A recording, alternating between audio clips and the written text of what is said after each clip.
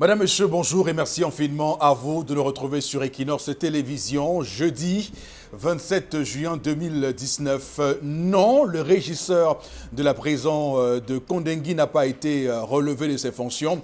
Non, il n'a pas été limogé. Monsieur Medjo Freddy Armand n'a pas été limogé. Il a été plutôt appelé à d'autres fonctions. Désormais, il va être le contrôleur numéro 2 de l'administration pénitentiaire, inspection générale au ministère de la Justice, garde des Sceaux. Donc, rassurez-vous, depuis hier, une information selon laquelle il aurait été limogé fait fureur sur les réseaux sociaux. Et nous sommes en mesure ce matin sur Equinox de vous signaler qu'il n'a pas été limogé ni relevé de ses fonctions. Il a plutôt, on le voit très bien, été promu à une fonction de contrôleur numéro 2 à l'inspection générale du ministère de la Justice sur le plan de l'administration pénitentiaire. Il est remplacé par M. Amadou Madi, lui qui était précédemment régisseur de la prison principale de Moura. Il devra désormais prendre le relais à la prison de Kondengui lorsqu'on sait que tout récemment cette prison a été le théâtre d'une violente émeute et de nombreux soupçons via des informations qui sortent parfois de là, des images, des photos, des téléphones, des WhatsApp, des Facebook qui sont monnaie courante à la prison principale de Kondengui. Donc on aura l'occasion ce matin de poser la question de la surpopulation carcérale, une prison qui a été construite, souvenez-vous, pour contenir 800 personnes. Aujourd'hui, est à 4800 détenus. Ce n'est pas possible, ce n'est pas admissible cela. Donc c'est le grand défi que devra relever Amadou Madi, le nouveau régisseur de la prison principale et centrale de Kondengui. Madame, Monsieur, merci infiniment à vous de nous rejoindre. Comme vous le faites chaque matin, nous sommes bien en place comme chaque matin. Tous les sujets, nous les mettrons sur la table. Nous en débattrons avec passion, mais parfois aussi avec beaucoup d'objectivité. Toujours beaucoup d'objectivité. Alors, Monsieur Bachou Chalamel, bonjour et bienvenue. Bonjour, Monsieur Eric Fopoussi-Negou. Bonjour à tous les téléspectateurs. Qu'est-ce qu'on a offert ou qu'est-ce qu'on est en train d'offrir aux populations de la ville de Douala en termes de draps? Inondation par-ci, inondation par-là. Dernier cas, celui de Bessengue, qui, lorsqu'il pleut, deux petits jours de pluie, il y a inondation, débordement. Était-ce la longueur qu'il fallait? Était-ce la largeur ou la largeur a-t-elle été respectée? Dans tous les cas, la question, je vous la pose. À vous, les entrepreneurs des drains à Blacadabran de la ville de Douala.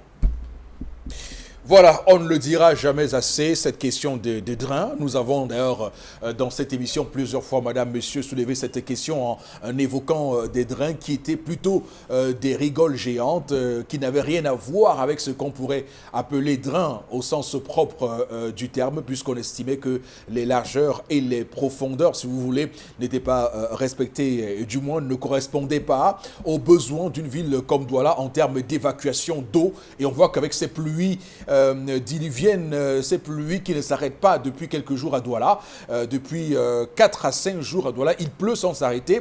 Donc on est clairement dans la saison des 7 jours de pluie. Ça arrive et on doit normalement s'interroger sur ce que vous relevez ce matin, Monsieur Bachou Chalamel. Madame, Monsieur, vous le retrouvez tout à l'heure à 10h35, 40 minutes pour la colère. Tout à l'heure, on va le retrouver avec un plaisir non dissimulé. Également sur le plateau ce matin, Karine Sontia, bonjour et bienvenue.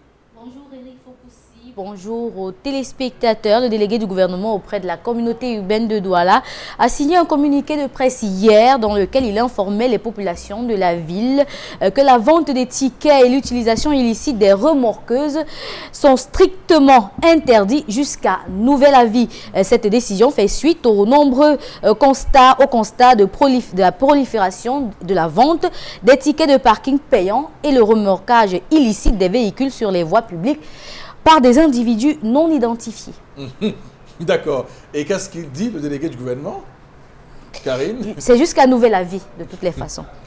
D'accord. Ok, très bien. Vous savez, tout à l'heure encore, j'étais sur la voie publique. Il y a un jeune un jeune qui nous a approché, il voulait qu'on paye les tickets et on lui a dit que, ben, monsieur, est-ce que vous êtes au courant qu'il y a une note du délégué du gouvernement auprès de la communauté urbaine de Douala qui interdit, qui suspend cette activité, cette mafia que vous avez installée dans les rues de Douala. Et le jeune homme s'est enfui sans plus de précision. J'imagine qu'ils sont nombreux comme ça qui ne sont pas au courant de cette mesure. Mais vous savez, ce qu'il y a à faire désormais, c'est de s'assurer que cette mesure prise par le délégué du gouvernement auprès de la communauté urbaine de Douala soit respectée par ces hors-la-loi qui ont dicté justement leur loi dans les rues de la capitale économique Douala. Alors, démarrons le programme de ce matin sans protocole. Allons-y, prendre l'histoire du jour. On va débattre sur une thématique tout à fait prégnante et ensuite nous déroulerons le programme de l'émission, mesdames, messieurs. Alors, vous savez, l'histoire du jour est une affaire que gère Dominique Audrey Oyengelek. Bonjour et bienvenue. Bonjour, monsieur Fabrici. J'espère que vous allez bien. Bonjour à vos chers téléspectateurs. Aujourd'hui, on parle de l'histoire de Maman Odette. Mao, c'est une femme qui est bailleresse dans la ville de Yaoundé. Oui, elle est propriétaire d'une grande concession avec plein d'appartements. Dans son domicile, Maman Odette a 2 enfants, un garçon et une jeune fille âgée sensiblement de 17 à 18 ans. Il y a 6 mois, Madame Odette a donné à louer sa maison, un appartement à un pasteur. Celui-ci est arrivé, il s'est installé. Dans sa maison, il avait un frigo, un micro-ondes, un ventilateur, une télé et plein d'appareils électroménagers. Les 3 premiers mois de bail, le monsieur a payé sensiblement 10 000 francs en termes de frais d'électricité. Jusque-là, ça n'a posé aucun problème à personne. 10 000 francs chaque mois? Oui, sensiblement, donc ça variait. Oui, avec tout le matériel qu'il avait chez lui. Donc il payait sensiblement 10 000.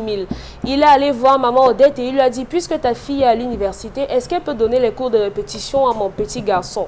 Maman Odette était d'accord puisqu'il fallait aider le petit frère. Tout se passait plutôt bien. Il y a 3 mois, le pasteur a décidé d'arrêter de payer l'électricité. Il a estimé que payer plus de 5 000 francs, c'était trop pour lui. Il a arrêté carrément de payer l'électricité. Et la fille de Maman Odette qui donnait les cours de répétition s'est retrouvée à faire des prières à des heures bizarres à la maison. Elle appelait tout le monde désormais des mondains. Elle n'assistait plus aux réunions de famille, taxait tout le monde de sorciers.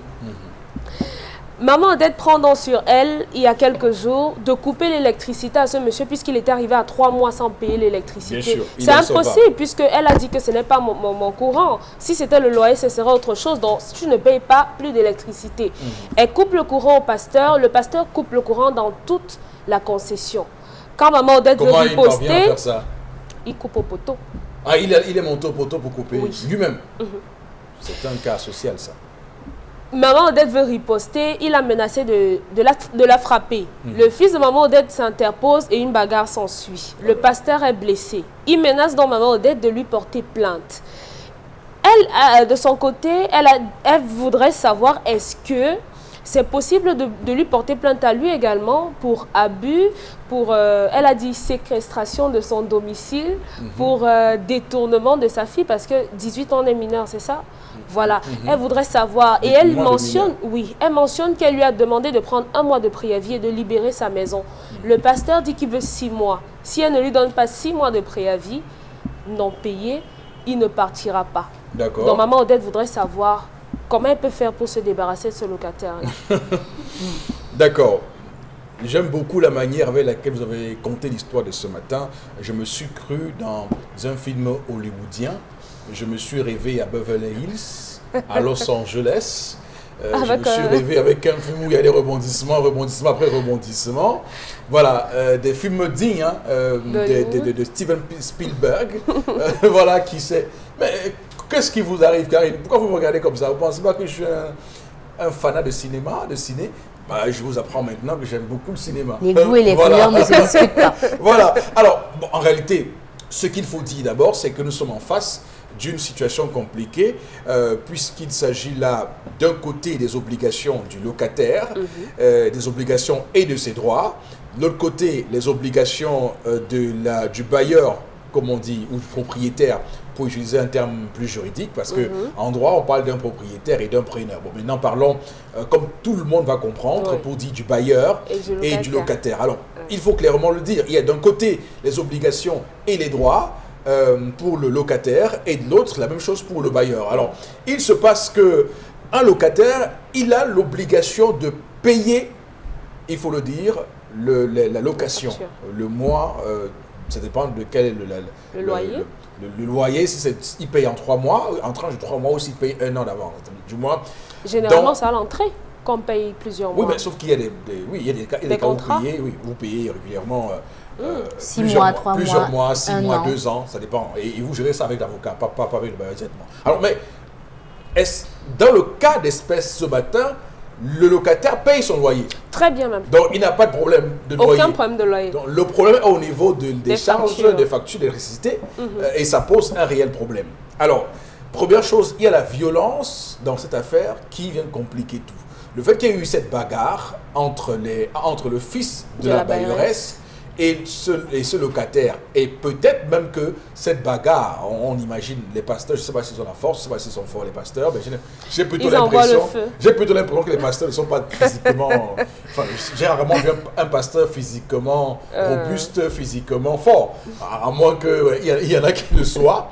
Donc, il me semble que le fils a donc donné une raclée à ce pasteur. Copieuse, oui, naturellement. L'a copieusement tabassé, et s'en est suivi, on va le dire comme ça, des coups et blessures, et peut-être même des indisponibilités de 6 à 1 an, on va le dire ça comme ça. Donc du coup, il faut régler d'abord cette situation. Il faut régler cette situation de violence, c'est inacceptable, on ne peut pas régler les problèmes par la violence. Donc, Monsieur Fopoussi, quelqu'un menace de taper votre mère, vous ne le battez pas? Oui, mais il a menacé seulement, mais il n'a pas tapé. Il aurait pu taper, pour qu'il n'y pense même pas. Voilà, donc aux yeux de la loi, il y a ça réglé, et il a le bon filon de porter plainte en réalité. Donc déjà, c'est un problème. Maintenant, sur les factures impayées d'électricité, je l'aurais dit encore, et je pense qu'on a fait ce débat ici, parce que beaucoup de Camerounais se plaignent de que leurs bailleurs les ponctionnent par rapport à ces factures-là. Alors, ce qui est intéressant, c'est que chacun peut, évidemment, demander d'avoir son compteur. Il faut juste avoir un contrat de bail en bonne et due forme, et l'entreprise qui gère peut vous donner, évidemment, un compteur. Mais dans un cas comme chez nous au Cameroun, c'est rarement acceptable. Donc, au final, on est obligé d'accepter, parce qu'après, ça va dans tous les sens. Alors, Chalamel, dans l'histoire de ce matin, la dame en question, est-ce que vous pensez réellement que c'était la victime? Monsieur Eric Fopoussi, elle est victime à plusieurs degrés et à plusieurs niveaux. Pourquoi? Il faut dire que la plus grosse question qu'ont tous les bailleurs aujourd'hui, c'est à qui louer sa maison. Il y a des maisons, là on met à la louer. Sauf. À louer. Vous passez, vous passez. Lorsque vous arrivez, elle échange avec vous 2 minutes. Après, vous dites non, quelqu'un a déjà pu partir. Il y a des maisons qu'on met à location et on fait la précision, sauf aux hommes en tenue, sauf aux avocats, bref, du corps judiciaire, sauf aux pasteurs, sauf aux bamoun. Oui. Non. Oui. Sérieux? Sérieux? Non, mais si on dit ça, c'est grave. On dit sauf aux bamoun. Sauf aux nordiques. Je n'ai rien. Non, mais c'est une discrimination. Je n'ai rien contre eux, mais je dis ce qui se passe. Non, mais oui, sur le terrain. Non, interdiction. Alors, monsieur Eric Fopoussi, pourquoi en est-on arrivé là? C'est parce que les gens ont eu à subir un ensemble de faits avec ces différentes personnes. Vous avez des gens, lorsqu'ils prennent votre maison, ils se rendent compte que vous ne payez pas, que vous ne vous acquittez pas de vos droits et tout, monsieur Eric Fopoussi. Il vous sort le droit sur votre maison. Il reste des années, plus que vous ne pouvez l'imaginer, il ne paye pas. Vous avez des gens qui viennent seuls louer votre maison. 2 semaines après avoir loué votre maison, c'est sa mère qui arrive, c'est sa soeur, c'est ses cousins. Ils se retrouvent fins dans votre maison. Les bailleurs disent qu'on va remplir les fosses septiques et tout. Donc, voilà autant de raisons. Comment détecter locataire véreux. Lorsque vous avez décidé de louer, il faut détecter le locataire véreux. Est-ce que c'est au niveau de la caution? La caution que le gars est censé verser d'1 mois, 2 mois. Est-ce que c'est le fait d'avoir versé 6 mois qui s'est exigé? Est-ce que c'est dans la manière de discuter? Je crois que c'est un ensemble de choses, c'est un ensemble de faits que beaucoup de locataires loupent à un moment donné. Parce que là, on va dire, tu fais quoi dans la vie? Je travaille. Tu travailles où? Il y a certaines précautions que beaucoup de nombreux bailleurs ne prennent pas et ils se font flouer. Vous avez des gens qu'on a chassés ailleurs. Lorsque vous le recevez, il dit non, j'habitais d'abord dans telle autre ville, j'ai déménagé de là, comme on m'a affecté ici, je viens m'installer et tout. Alors que là où il était, on l'a chassé pour insolvabilité, il ne parvenait pas à solder ses dettes. Monsieur Eric Fopoussi, dans cette histoire, il y a 2 faits. Et je pense que la bailleresse devait rapidement se rendre compte. Il entre à la concession, il met Jésus, parce que c'est le meilleur produit à vendre aujourd'hui. Oui. Jésus dans l'eau, ça passe. Jésus esprit, ça passe. Jésus t-shirt, ça passe. Jésus habit ou tissu textile, ça passe. C'est le meilleur produit. Il met en avant. Voilà là où il trompe la mère. La mère dit, c'est un homme de Dieu. Vraiment, si on a un homme de Dieu dans cette maison, on n'aura plus de problème. Ses prières vont bénir la concession. Voilà là où elle fait la première faille. La deuxième faille, c'est qu'elle ne se rend pas compte que, à peine entré, le gars embobine tout le monde. Il embobine tout le monde, y compris ses enfants, les enfants de la bailleresse. Il commence à recruter ses fidèles. Voilà. Non, j'ai évité de dire recruter. Non, mais j'ai dit, il embobine. C'est un pasteur. Il embobine. Oui. Commence à parler à la jeune fille. Jésus t'aime. Jésus t'adore. Est-ce que tu sais que la fin des temps, c'est pas arrivé? Quand le jour arrivera, que diras-tu à ton Seigneur et ton Sauveur? Des petites questions, des petits pics qui vont faire réfléchir la fille. Malheur à la fille, si elle a un problème avec son gars, ou si elle est déçue, c'est une proie facile, elle l'a emballée. Et vous savez, lorsque vous avez emballé la fille, vous avez emballé le père, vous avez emballé la mère, dans une maison. Donc voilà là où on se retrouve dans Monsieur Rico possible. Où la mère jusque-là se dit, ok, car le gars se rend donc compte que toutes ces tentacules sont bien installées dans la maison, il dit, votre lumière là, je ne paye pas. Est-ce qu'il a découvert qu'il volait? Parce qu'il y a aussi ça. Est-ce qu'il a découvert que la concession volait? Est-ce qu'il a découvert que son compteur était le pont duquel partait l'énergie pour les autres concessions? Est-ce qu'il a découvert? Auquel cas, il aurait dû manifester en disant que voilà, je me rends compte que vous volez et par rapport à cela, je ne paye pas. Chose qu'il n'a pas dit. Donc forcément, il a dû faire, il a dû prendre, sachant qu'il a dit à la fille, il a dit je ne paye plus l'énergie. Donc je suis déjà le beau de la famille, j'ai déjà la fille, par conséquent, je m'installe. Deuxième chose, est-ce que on doit accueillir un célibataire n'importe comment dans une cité? Monsieur, il faut possible. Les gens ont des enfants. Oui. Passer un certain âge, quelqu'un vient prendre votre maison, passer un certain âge, refusez. Il n'est pas marié, interrogez-vous. Non, je n'ai pas dit refusez. J'ai dit interrogez-vous. Interrogez-vous. Et il y a des gens qu'on a pris dans les maisons, le gars est venu dévaliser le quartier. Il a mis les grossesses, après il a disparu, il est parti. Donc il faut s'interroger. C'est pour ça que je parlais à qui confier même si étant marié, ça n'empêche aussi qu'on dévalise le quartier. Pas dans la concession, pas à la maison. Là, ça interpelle. Mais qu'est-ce que vous en savez? Lorsqu'elle s'est rendue compte, Dominique, lorsqu'elle s'est rendue compte que le gars, lorsqu'elle a sevré l'énergie, monsieur Eric Fopoussi, et sevrer l'énergie généralement dans les concessions, ça allait au niveau du domino, détaché, plier tout simplement le fil. Il y a un lieu, il y a un carrefour qu'on met généralement chez le bailleur. Donc il connaît tous les fils qui vont dans les concessions, il fait venir les électriciens, on démonte et c'est terminé, vous n'avez pas d'énergie. Donc, monsieur Eric Fopoussi, se rendant compte qu'il n'a pas d'énergie, il prend toute autorité sur lui. Parce que là, il se dit, et moi je dis qu'il est au-delà, il est loin de cela, il sort avec cette fille. Il va au niveau du poteau, il sectionne. Ce n'est plus de la responsabilité de la mère, elle n'avait plus à se plaindre.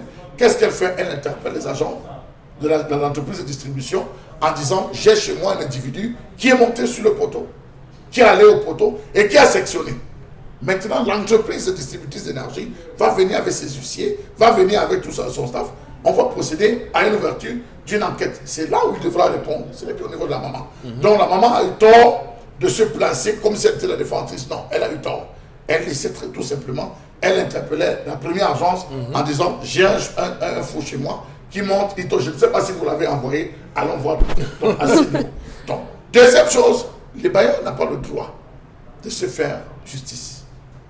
Là encore, c'est condamnable. Elle l'a menacé. Il a menacé de battre. Elle a fait appel à son fils. Forcément, lorsqu'une mère pleure auprès de son fils, ça ne va engendrer qu'une seule chose, la violence. Est-ce qu'on doit tout dire à ses enfants? De peur de crier, parce que Lucas pouvait mourir. Voyant le sang, il pouvait poignarder l'enfant. Et vous savez qu'aujourd'hui, la violence a atteint un certain pic. Ça a donné ce que ça a donné. Il est en droit de se plaindre. Mais comme il y a la relation de cause à effet, on va chercher au niveau de la brigade, de le commissariat, à enquêter pour essayer de comprendre. Mais une chose est sûre, ce locataire, pour moi je dis à cette maman, ce locataire ne doit plus rester dans ta cité. Impossible. Fais tout et tout. Il exige 6 mois de préavis. Je dis, fais tout et tout pour le faire partir. Et si tu ne connais pas comment le faire partir, viens me voir, j'ai des secrets. D'accord. Vous savez que pour expulser aussi, ça obéit à une procédure. Non, ça c'est pas Non, est-ce que c'est ça? Ah, vous allez avoir une technique autre. On a des techniques. D'accord. Les moustiques ninja. Alors, Karine Santia, moi, ce que je retiens, et je le dis sincèrement, je le pense sincèrement, je retiens que on doit faire attention au profil des personnes que l'on accueille chez nous. Ça, c'est ce que je retiens avec l'histoire de ce matin. Et Chalamel a essayé de dérouler quelques métiers ou quelques catégories socio-professionnelles qui posent problème, dont les pasteurs, n'est-ce pas?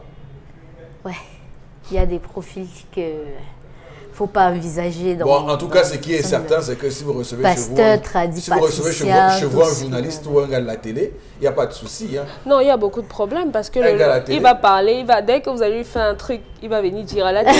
Mais bien sûr. Non, c'est pas la même chose. C'est sa vie privée aussi. Non, c'est la vie privée aussi. Arrêtons un peu. D'ailleurs, que beaucoup de gens de nos métiers ne sont pas des locataires, ne sont pas des propriétaires.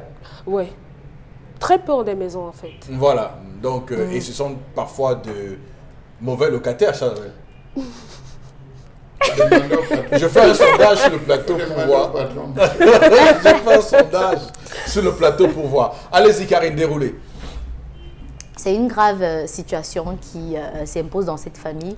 Voilà pourquoi généralement on demande aux parents ou encore aux propriétaires de maisons à louer de ne pas vivre dans la même concession que leurs locataires. Parce que je pense que si cette maman ne vivait pas dans la même concession que ses locataires, elle n'aurait pas eu ce problème. Et encore, lorsque vous avez des enfants et que vous avez des locataires à la maison, il faut mettre une limite aux attitudes, au comportement et même au relationnel. C'est parce qu'il y avait trop de familiarité. C'est-à-dire, et la familiarité finit par engendrer le mépris. Dans ce genre de choses, elle a une fille de 18 ans. Lorsque vous avez une fille de 18 ans, et une adolescente, et que vous avez des locataires qui sont généralement célibataires ou qui ne vivent pas avec des femmes, il faut faire attention. Raison pour laquelle l'éducation d'une fille est très compliquée. Parce que ça dépend aussi du contexte. On n'éduque pas une fille qui habite dans une barrière fermée comme si on éduquait une fille qui habite dans un quartier ou un lobby. Ce n'est pas la même chose. Parce qu'elle doit être au fait des actions. Elle est très proche du danger. Et par rapport à ce qui se passe dans cette histoire, moi, je vais prendre le cas de la fille. C'est seulement ça qui me chagrine un peu. Parce qu'on a là affaire à une jeune fille de 18 ans à qui on a fait un lavage de cerveau. Désormais, elle ne voit plus sa mère comme sa mère qui l'a mise au monde, qui l'a allaitée, qui l'a élevée, qui a fait d'elle ce qu'elle est, et peut-être qui n'a même pas de père. Aujourd'hui, sa mère, c'est un démon, c'est quelqu'un qui va aller en enfer, c'est une pécheresse, c'est une mondaine, une personne qu'elle ne doit pas voir et aduler, alors que les mamans, c'est sacré. Et c'est ça qui est souvent au centre même du déni. Et lorsqu'on touche la dignité de la personne, lorsqu'on touche le moral d'un individu et encore d'une adolescente, c'est facile de prendre tout le monde. C'est pour cela que vous allez voir que toutes ces choses religieuses, mystiques et autres pilulent beaucoup dans des instances de savoir ou encore dans des endroits où il y a beaucoup de jeunes. Parce que c'est facile à atteindre. Et encore des jeunes de sexe féminin. Parce qu'elles éloignent d'elles la raison et mettent dans leur sens l'émotion. Est-ce que votre discours-là n'est pas un discours sexiste? Rien à voir du sexisme. Je suis en train de parler du fait. On parle les personnes qui sont à même. Il me semble qu'on a accusé le coach des Lions Indomptables Alain Djomfa d'avoir prononcé des propos sexistes à l'encontre de ces joueuses, quand il a dit que sur l'énervement de ces joueuses-là, c'était comme ça que réagissent les femmes. C'est un fait, d'accord, mais ça reste du sexisme. Quand vous dites que cette pénétration de ces pensées idéologico-religieuses sont plus présentes chez les jeunes de sexe féminin, c'est du sexisme, ça, non, Karine Sontia? Ça dépend de l'angle où vous vous mettez pour voir, pour analyser ce que je suis en train de... ce qui se passe. On a affaire à une jeune fille de 18 ans. Moi, je me dis que si ça avait été un garçon de 18 ans, il ne serait même pas à la maison tout le temps.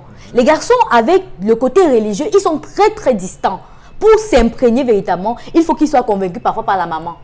C'est ce que je suis en train de dire. Rien à voir avec un propos sexiste qui dit que... Mais la vérité est que les femmes... Je dis ça parce que vous êtes le chantre, vous, Karine Sontia, des personnes qui vous offusquez des propos sexistes. Je ne refuse pas. Et quand c'est vous qui proposez... Non, je suis très d'accord avec cela. Je suis très d'accord avec cela. Juste qu'on s'entende que demain, lorsque M. Bachou va dire des choses sur les femmes, que vous ne serez pas la première à dire qu'il profère des propos sexistes. Non, ça va dépendre vraiment du sujet. Non, nous sommes dans un sujet religieux. Et les questions de religion, de spiritualité sont plus touchantes du côté des femmes.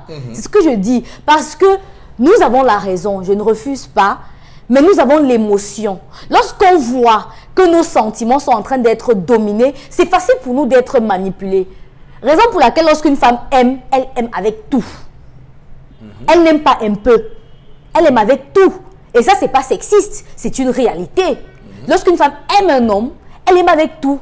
Lorsqu'une femme aime sa maman, elle aime avec tout. Mais lorsqu'une femme parvient à aimer l'église, le pasteur, la parole de Dieu, plus que sa maman, elle aime aussi avec tout. C'est ça l'exagération, parce que les sentiments des femmes sont sans raison. C'est abusif. Et je pense que les propos que vous taxez de sexistes aujourd'hui... J'espère qu'elle s'écoute parler. Non, je m'écoute, monsieur Bachou. Quand je vais terminer, vous allez pouvoir revenir là-dessus. Maintenant, par rapport à l'histoire du jour, moi je dis, je m'appesantis sur une fille de 18 ans. Moi j'ai vécu une scène, et je sais de quoi je parle, une scène d'une enfant de 17 ans qui venait d'avoir le baccalauréat et qui est arrivée à l'université, s'est fait manipuler et aujourd'hui, elle délire. Moi, je parle de ce que j'ai vécu.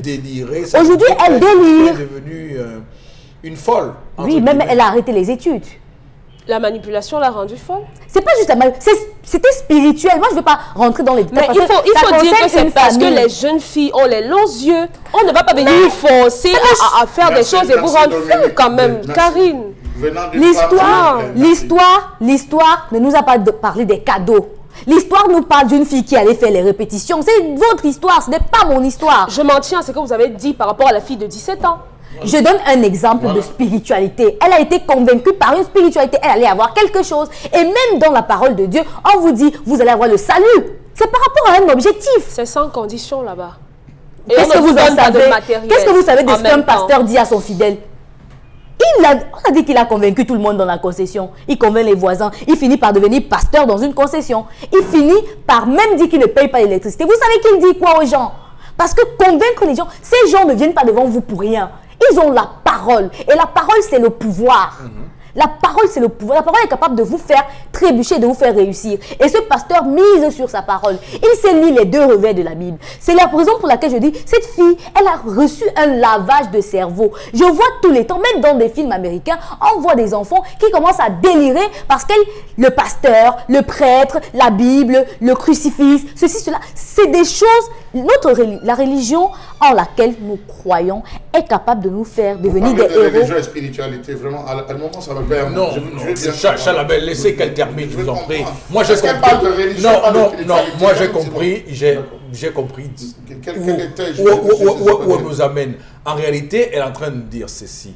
vous voulez vous bloquer sur les mots religion, spiritualité. Oui, parce que ce sont deux choses diamétralement opposées. Oui, nous sommes d'accord, mais dans les places, la religion utilise la spiritualité. Non, vous mais savez. il n'y a pas de spiritualité. Non, mais la religion utilise... Il faut faire la part Non, de choses. Chalamel. Je ne veux pas faire ce débat. Parce que nous là, depuis, elle ne parle que de religion. Non, mais écoutez, mais c'est normal, il y a un pasteur en jeu. Je vais prendre l'angle, monsieur Mathieu. Je ne peux pas prendre l'angle que vous avez pris. Il faut qu'on s'entende. Nous sommes d'accord que la religion et la spiritualité sont deux choses distinctes. Mais il y a une chose qui est certaine, c'est que nos religions, justement, instrumentalisent la spiritualité pour attirer des fidèles. Ça, on doit au moins voilà, donc il faut le comprendre du moins. Du moins, les religions vendent ce qu'elles appellent spiritualité pour ameuter les fidèles. Ah, bon, écoutez, allez-y, Karine, terminez votre propos, je vous en prie. Bah, pour terminer, qu'est-ce que je vais dire? J'ai perdu le fil. Et c'est à cause de Chalamel, et pas à cause de moi. Je ne suis pas à l'origine de cela. Alors, Dominique Audrey Oyengele, qu'on a bien compris ce qu'a dit Karine Sontia par rapport à... C'est vrai que je me suis perdue. Oui, mais non, mais ce qu'elle dit... Elle a certainement non, ce qu'elle dit, en un mot, c'est qu'on est en face des gens qui viennent prendre votre maison, des pasteurs, qui utilisent leur machinerie pour laver le cerveau de vos enfants. Et elle a commencé par là, elle a commencé par dire que il faut faire attention de mettre vos maisons à louer où vous habitez. Ne pas habiter là où vous mettez vos maisons en location parce que vous n'êtes pas à l'abri des pénétrations, des émictions comme ce genre dans votre famille. Donc c'est ce qu'elle a dit. Justement à ce sujet, moi j'ai grandi dans une concession où on avait des locataires. Monsieur Fopoussi, les enfants c'est l'éducation qu'on leur donne. Vous pouvez avoir une jeune fille de 18 ans dans une concession. Les rapports qu'elle a avec les voisins, les locataires ne font pas d'elle forcément une proie. Ça dépend de ce que vous avez donné à votre fille comme éducation. Vous apprenez à votre fille que on ne sort pas avec les voisins parce que. On ne sort pas avec les voisins du quartier parce que. Si quelqu'un n'a pas les moyens d'aller se construire la maison ailleurs, il fait comment? Il n'a pas de locataire parce qu'il a peur que sa fille va se faire... Non, mais c'est un risque aussi. Hein. Ce n'est pas un risque. Si ça arrive, c'est parce que vous avez manqué à votre rôle de parent de donner des orientations à la vie sexuelle ou bien à la vie de vos enfants. Je sais de quoi je parle. Voilà. Bon, maintenant, je ne suis plus dessus. Si vous avez compris l'argumentaire de Karine, parce que j'ai l'impression que sur ce plateau, personne ne comprenait.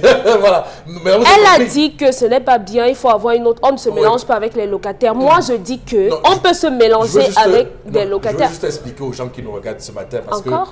oui. Expliquer que quand Karine Sontia prend la parole, faites attention à sa première phrase. Je m'intéresse à la fille. C'est elle qui m'intéresse. Sa première phrase qu'elle donne son point de vue et après elle déroule pour justement justifier pourquoi elle a prononcé tel propos au début de son Donc, puisqu'elle dit qu'elle s'intéresse à la jeune fille qui s'est fait tromper, entre guillemets, par le pasteur. Ce que je dis donc, c'est que si la jeune fille s'est fait tromper, entre guillemets, par le pasteur, c'est parce que la mère de la jeune fille n'a pas été assez pointilleuse sur l'éducation qu'elle lui a donnée.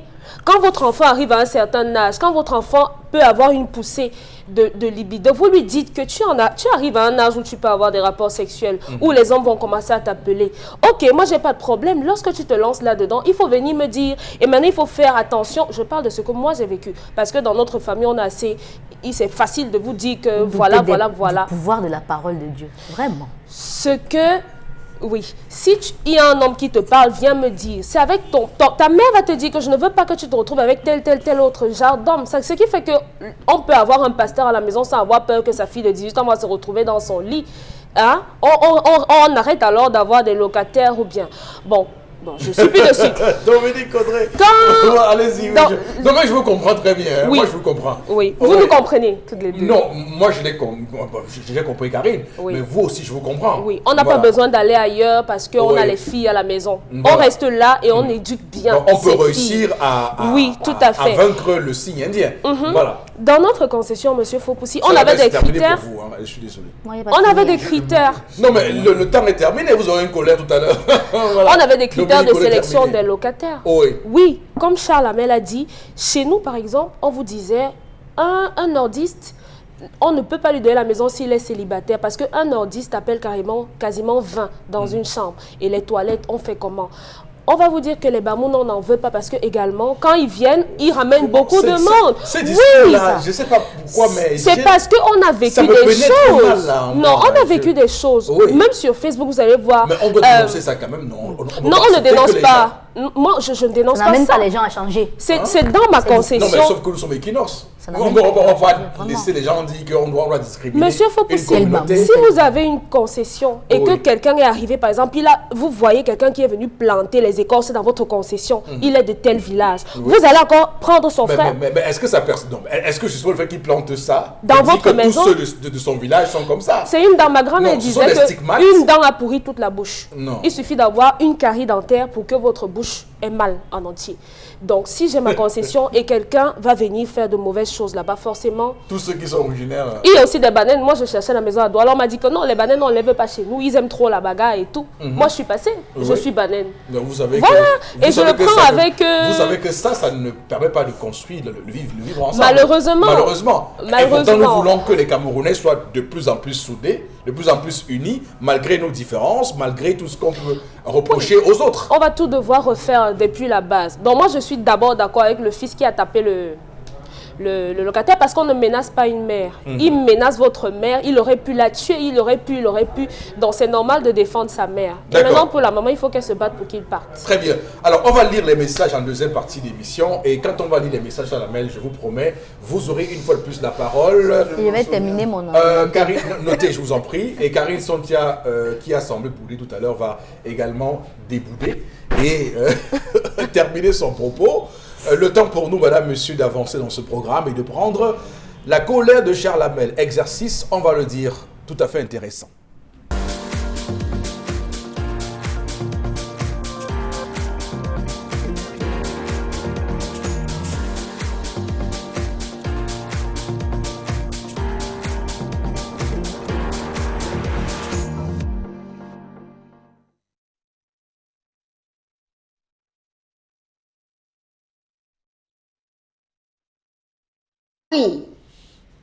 Sur la question des dépenses fallacieuses, des dépenses onéreuses, des dépenses gratuites, du dépannage des petits copains au moment où on est appelé à vivre l'austérité.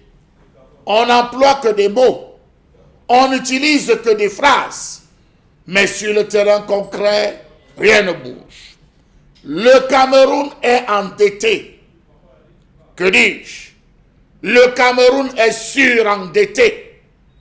Il y a ce que l'on voit de manière officielle et ce que l'on ne voit pas de manière officieuse. Il y a quelques mois encore, circulait sur la toile un document faisant état de ceci, que l'État français accordait un prêt au Cameroun d'une valeur de 100 millions d'euros. Oui, tous on l'a vu. Était-ce un fake ou pas? Les uns ont dit que c'était pour payer les fonctionnaires, les autres ont dit que c'était pour X ou Y. Mais hélas, depuis 90, on parle réduction du train de vie, rien ne bouge. Je m'interroge donc sur ce que gagnent véritablement les acteurs du système pour qu'on se retrouve encore à souffrir. Nous étions le mercredi 19 juin 2019 lorsque le président de la République signait un décret qui accordait encore des avantages au PCA, président du conseil d'administration, aux directeurs généraux et aux directeurs généraux adjoints. À l'heure même où on se plaignait de ceci qu'il y a des directeurs qui sont en poste depuis plus de 10 ans, il y a des directeurs généraux adjoints qui sont en fonction depuis plus de 36 ans, il y a des PCA en poste depuis près de 43 ans et 42 ans pour le plus petit. On en a parlé, mais rien ne bouge. Comment donc comprendre qu'au moment où l'heure est à l'austérité et à la rigueur budgétaire, les institutions camerounaises mènent un train de vie princier? On veut nous faire croire que les choses vont changer, pourtant rien. Il aura fallu, en 2016, que le Mali se lève pour dire que le Cameroun ne peut pas être admis au pays pauvre, au PPTE, pays pauvre, très endetté, du fait que seulement dans les simples villes, les grandes agglomérations, Les véhicules qu'on voit circuler sont des véhicules de plus de 30 millions. Et qu'il y en a plein. On peut calculer les véhicules à Douala, les revendre. Cela fera le budget du Cameroun. Comment on doit imaginer que chaque année, un budget est alloué à la présidence de la République pour l'achat de matériel, mobilier de bureau, acquisition et rénovation des machines et matériels. Donc chaque année, on jette et on achète de nouveau, tant pis pour les autres. En termes de frais de lubrifiant et carburant, on dépense exagérément. Allez savoir pourquoi. Ajoutons à ces dépenses à l'eau. Rappelez-vous, il y a un an, la facture d'eau de la présidence de la République s'est élevée à 1 milliard de francs CFA. Ce n'est pas moi qui le dis. C'était avant la fusion Camwater CDE. Que payent les différentes communes en termes d'électricité lorsqu'ils entrent? Ils sortent des bureaux, laissent allumer, laissent les climatiseurs allumés, dépenses sérieuses. Est-ce que l'État en règle? Lorsqu'on se rappelle que le distributeur en chef de l'énergie avait demandé et avait menacé suspendre certaines administrations parce qu'elles ne payaient véritablement pas les différents frais. Oui, on dépense sérieusement. Allons donc voir donc combien ces gens vivent bien. On va parler de nos ministres qui sont rémunérés sur la base du décret du 27 juillet 2000. Un ministre d'État de la République perçoit 257 981 francs CFA pour le traitement de base, 217 387 francs CFA d'indemnité de suggestion, 319 283 francs CFA d'indemnité pour les charges particulières. Calculé à main, on est dans les 794 651 francs. Un ministre, quant à lui, se retrouve dans les 679 297 francs CFA, équivalent à 253 876 francs CFA de traitement de base, 171 975 francs CFA d'indemnité de suggestion, 253 446 francs pour les charges particulières. À côté de cela, ils ont encore, à cause du décret du 30 juin 1980, il y a une indemnité de logement non soumise à l'impôt. Il y a encore une prime non soumise à l'impôt dont le montant est fixé à 100 000 francs CFA. Le même décret de juillet 1980 prend également en compte les membres des familles. Lorsqu'il stipule dans son alinéa 4 qu'en cas d'hospitalisation, les membres du gouvernement assimilés et leurs familles sont classés hors catégorie. Oui, passons. Ils sont bien. Ils vivent bien. Calculez la quantité de véhicules auxquels ils ont droit. Vous comprendrez que nous, dans ce pays, on laisse les pauvres crever. Après le ministre, nous avons les PCA. Oui, le décret de 19 juin 2019 a mis les DG, les DGA, les PCA en haut. Ils vivent très bien. Au Cameroun, les présidents de conseil d'administration perçoivent des allocations mensuelles allant de 500 000 à 600 000 francs CFA. Pour certains, ou d'1 million à 1,5 million pour d'autres. Rappelons-nous à titre d'exemple que le PCA du FECOM avait ramené sa rémunération mensuelle à 1 million de francs CFA, à la différence de son prédécesseur, Ferdinand Kungwedima, qui recevait 2,5 millions par mois. Comment en est-on arrivé là? Qui a fixé ce type de barème? 3 points d'interrogation, 4 points de suspension à la ligne. À côté de cela, trônent les indemnités de logement, les frais de fonctionnement, d'hôtels particuliers, de dotation mensuelle de carburant, de téléphone, l'équipement de résidence, le renouvellement de cet équipement tous les 3 ans. Le chef de l'État a gratifié encore ce 19 juin 2019 tous ces PCA. Il les a mis en haut. Une résidence de fonction désormais, une indemnité de logement, une allocation d'ameublement et d'équipement, un véhicule de fonction de puissance administrative, 15 chevaux. Un véhicule d'hôtel particulier de puissance administrative, 11 chevaux. Une allocation forfaitaire mensuelle en carburant. Une allocation forfaitaire mensuelle en eau et d'électricité. De domesticité, de téléphone. Un gardien de jour, un gardien de nuit pour les directeurs généraux et directeurs généraux adjoints. Des frais d'hôtel particuliers, un salaire mensuel fixé selon la catégorie de son entreprise. Alors, ils sont bien. Ils sont désormais bien parce qu'on ajoute de l'argent sur de l'argent. On va dire qu'ils sont nombreux les DG, DGA et PCA qui ont largement dépassé la limite de temps exigible et sont toujours en fonction comme si c'était la propriété familiale. On se rappelle de Mouté Abidias, DG du Fonds national de l'emploi depuis 27 ans. L'entreprise, le Fonds national de l'emploi a été créé en 1990. Zakari Batsogo, lui, il a été directeur de l'Office du baccalauréat du Cameroun pendant plus de 21 ans avant d'être mis à côté. Adolphe Moudiki, depuis 24 ans. Marie-Claire Nana, DG de la Sopecam, depuis 15 ans. Yawa Essetou, DG de la SNI depuis 14 ans. David Cotin-Mané a été DG de Camten pendant plus de 12 ans. Ils ont tous largement dépassé les 9 ans. Pierre Écouté Mwangue, Douala Stock Exchange, depuis 12 ans. Que dire? Ils sont assis, ils mangent, on ne cesse d'ajouter l'argent sur l'argent. Rappelons-nous au sujet de cette liste qui avait occupé les colonnes des journaux au sujet des salaires de nos directeurs généraux, même si cela avait par la suite fait subir une désapprobation des concernés. On parlait de différents médias, on a parlé de la CRTV, 7 millions, CSPH, 9 millions que touchent les directeurs, Port autonome de Douala, 23 millions, Port autonome de Kribi, 15 millions, Camtel et j'en passe. Ils sont nombreux qui touchent bien, on ajoute de l'argent sur l'argent. Pendant ce temps, les caisses sont vides. Il faut avoir de l'argent. On a mis sur pied la loi de finances qui va racler. Aujourd'hui, c'est les logiciels, la pneumatique, les téléphones portables. Demain, que dira le peuple sinon? Mourir, étranglé. Voilà. Alors, Chalamel, c'est intéressant parce que vous mettez le doigt là où ça fait mal. Et tous ceux qui analysent, expertisent les problèmes du Cameroun sont tout à fait d'accord sur ce point. Le Cameroun a un problème de redistribution des richesses. Les ressources de l'État, et ça il faut qu'on se comprenne très bien, au Cameroun sont énormes. D'ailleurs, quand on voit cette loi de finances et la part des recettes fiscales, on se rend bien compte qu'on continue à ponctionner les poches des Camerounais, du contribuable camerounais. On demande aux Camerounais de se sacrifier davantage et encore plus pour grossir les caisses de l'État. Maintenant, comment cet argent est utilisé? Comment est-ce que est redistribué cet argent? Vous avez évoqué le cas de la rémunération.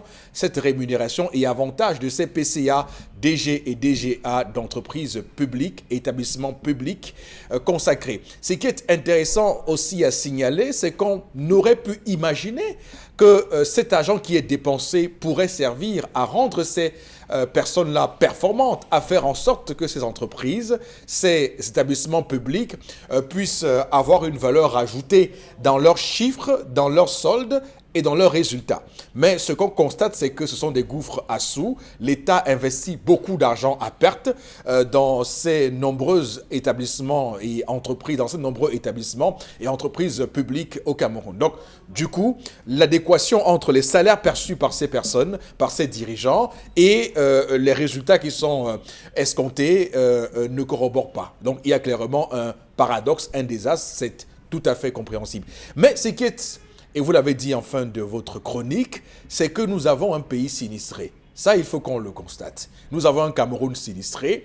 On aurait pu penser que tous les plans qui avaient été mis en place auraient pu permettre aux Camerounais d'avoir les routes. C'est d'ailleurs très important que quand vous faisiez votre chronique, qui est cette image d'une voie d'accès à Yaoundé, une grande capitale à l'Ekifa, une voie d'accès qui est aussi moribonde.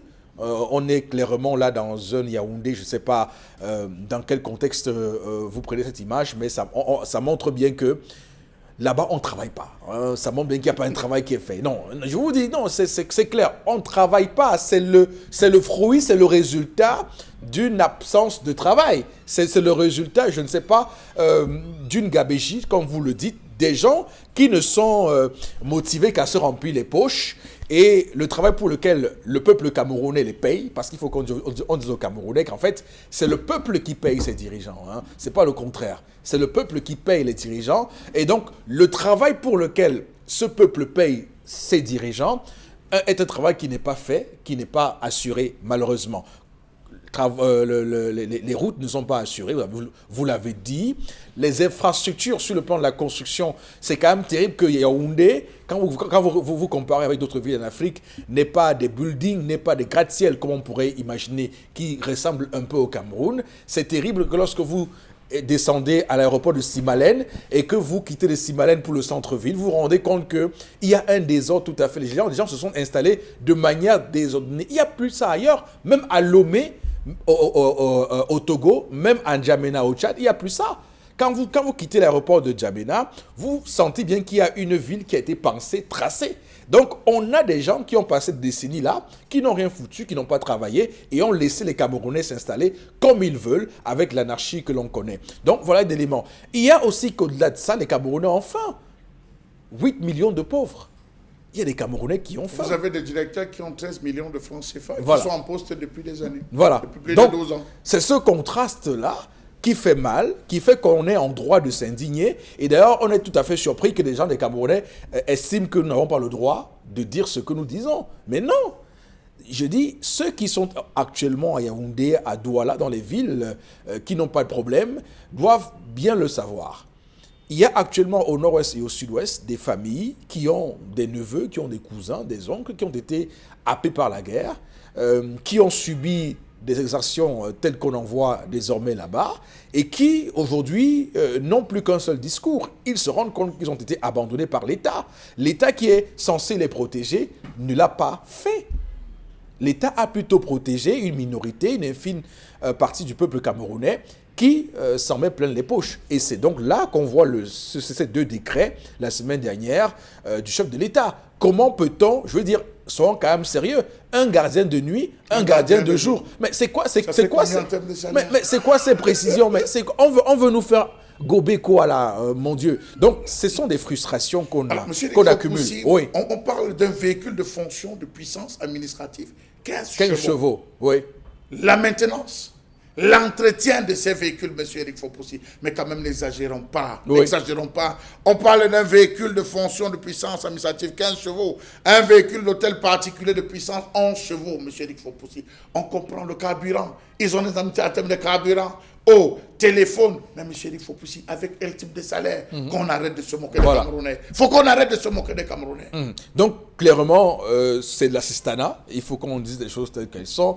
C'est l'assistanat. On assiste des personnes qui n'en ont pas besoin. En réalité, c'est des personnes qui ont des salaires suffisamment conséquents pour payer eux-mêmes des charges normales que tous les Camerounais subissent au quotidien. En tout cas, on ne va pas s'arrêter en si bon chemin. On va revenir sur cette information. Il y a Dominique Audrey-Yengelek qui n'a pas parlé. Il y a Karine Sontia également qui n'a pas parlé. Donc, on va revenir et continuer à enfoncer le clou de cette situation qu'on ne peut laisser intacte. A tout de suite, madame, messieurs.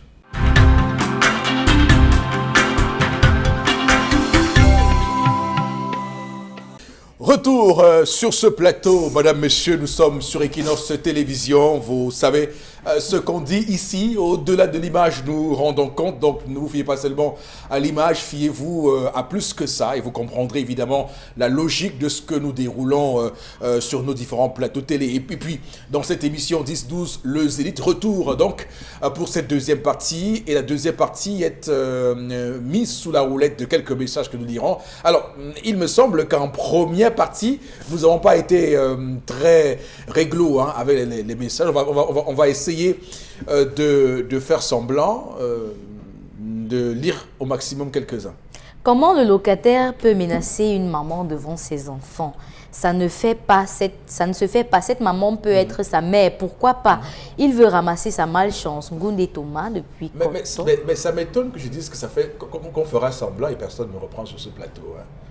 Est-ce que c'est normal? On va lire quelques-uns. Je dis qu'on va faire semblant de lire au maximum. Personne ne me reprend là-dessus. Mais parce que dans le semblant, on va d'abord lire. Pourquoi personne ne me reprend Parce que dans le semblant, on va d'abord lire. On ne va pas murmurer. D'accord, allez-y.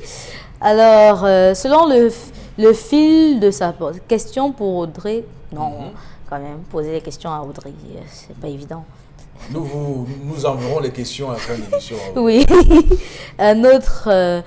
Attention aux locataires véreux pour le pouvoir de la parole de Dieu, Dominique D'accord. Alors, non, on va revenir, le temps que vous sélectionnez les messages, Karine Sontia, parce que visiblement, vous ne l'avez pas fait avant. Non, les messages arrivent au même moment. Ça... Voilà. Alors, Chalabel, sur... D'abord, vous vouliez faire un ajout tout à l'heure, quand nous terminions en queue de poisson sur cette histoire ce matin. Allez-y, recentrez le débat. Je voulais dire, M. Eric Fopoussi, oui, que ce n'est pas la fille qui est le problème. Auquel cas, la mère aurait dit à Audrey à Dominique Audrey que là où je suis, il a emballé même ma fille. Le problème de la mère, c'est ce bailleur, ce locataire qui l'a menacé, qui a sectionné le courant. Elle n'a pas de non mais, sauf que... on a une histoire. Non mais, sauf qu'on a des liens. On a une histoire. Monsieur Eric Fopoussi, je parle quand même sur le contrôle de Dominique Audrey qui a raconté. Mais ce qu'elle a dit, c'est que le gars s'est senti désormais comme le beau de la famille et a estimé qu'il pouvait se faire des droits. Le problème... C'est ce que vous avez dit, Dominique Audrey. Non, si c'était comme le beau, comme un beau. Il a décidé délibérément. Il a commencé à entretenir une relation avec la mère. Elle a essayé de mettre un terme, elle n'a pas pu. Donc, ce qui fait qu'elle a laissé les choses se faire. Mais le problème qui se pose maintenant, c'est que le mec ne veut plus payer le courant. Ne change plus le bout de bouche. Ah non, je ne change pas. Je ne sais pas. Je suis pas responsable de ce Mais dans l'histoire de Dominique, elle nous a bien fait comprendre que la fille dit que elle ne veut plus être dans les choses des mondains, comme sa mère, que sa mère est mondaine. Elle a traité sa mère de mondaine. Elle ne fait pas attention. Et moi, je m'appesantis sur l'histoire, sur la fille. Voilà, c'est ça mon point d'attaque. Alors, Chalabel, est-ce qu'on ne peut pas imaginer que la fille soit allée dire à son amant de pasteur de circonstance que bon, comme tu vois même la lumière que tu payes là même. On vole ses mains. On peut te faire ça. Est-ce qu'il n'est pas exclu que la fille soit allée dire... Possible. Ouais, je veux dire parce que vous savez, comme a dit tout à l'heure Karine Sontia sur le plan du lavage de cerveau, avec ses propos sexistes, tout ça, on peut imaginer tout ça, non, Charles? Je ne dis pas d'homme, M. Fopoussi. J'ai interrogé dans un premier temps. J'ai soulevé 3 questions. À qui louer sa maison? Comment détecter un locataire véreux?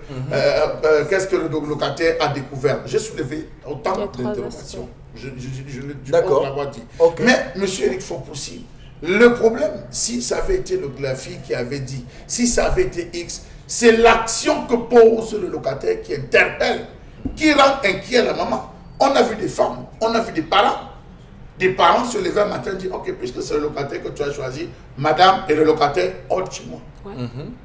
Allez vous amouracher très loin de chez moi. On a vu des parents qui le font. Donc ça ne pose pas un problème pour la maman. La maman a ce souci parce que... Non, mais puisqu'elle demande, c'est pour porter plainte pour détournement de mineurs.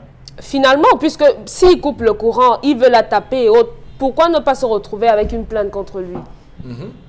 Pour le détournement de sa vie. Vous tassez directement, vous comprenez. C'est d'autres informations. Oui, vous ne l'avez pas, oui. Parce que j'ai suivi, parce qu'elle a dit, est-ce qu'elle peut, elle, également porter plainte contre ce bailleur, contre ce locataire pour l'ensemble des exactions? Oui, voilà, les exactions qu'il a causées. Bon, là, maintenant, il y a des détournements. Voilà, et elle demande... Puisque sa fille a 18 ans. Oui, puisque sa fille a 18 ans. Oui. Moi, elle a fini par accepter la relation. Moi, j'ai suivi l'histoire. Voilà, donc, mais en tout cas, ce qui est propre et certain, et je préfère vous le dire, c'est que le lavage du cerveau a été tel que la fille estime que peut-être que la manière de fonctionner de sa mère n'est pas la bonne manière. Elle estime que peut-être sa mère est une voleuse de courant, une pécheresse. Est une pécheresse, et donc elle décide de dire à la mère que non, moi, tes affaires, là, moi, je ne suis plus dedans. Donc, son premier repenti, c'est sur sa mère. Voilà, mais c'est toujours comme ça, Chalabel. Quand vous avez une proche qui se convertit à ces affaires-là, vous êtes la première personne qu'on vient exorciser. Victime. Sinon, vous entrez dans l'église. Vous êtes la première personne qu'on vient exorciser. On va continuer à lire les messages. Justement, évitons d'accuser les parents dans la situation de la jeune fille de 18 ans, car nous connaissons tous de quoi ces pasteurs sont capables avec leur mélodie biblique. Donc, peu importe l'éducation de la mère, la jeune fille aura toujours été détournée. S'ils détournent des mamans, combien de fois les jeunes filles pasto depuis Douala? Faiblesse d'esprit. Un autre. C'est un pasteur vraiment pasto. Je sais pas, mais il a signé pasto. Ah, il les défend, il se défend. D'accord. Mais après, il y a un autre. Pour le sujet actuel, pour moi, la femme doit tout faire pour faire partir ce locataire qui se dit être pasteur. Sinon, elle risque de perdre sa fille sur aspect moral. Rodrigue Simo, le papa de chérie Chris Dave. Waouh. Signature est très longue. Merci. Merci. Un autre message. Cette histoire n'incrimine pas suffisamment le pasteur et j'ai bien peur qu'en écoutant la version du pasteur, que ce dernier ait raison. Par ailleurs, les pasteurs, bien qu'ayant l'obligation de prêcher par l'exemple, doivent savoir qu'ils ont également le droit de défendre des injustices de la société. Doléance. D'accord.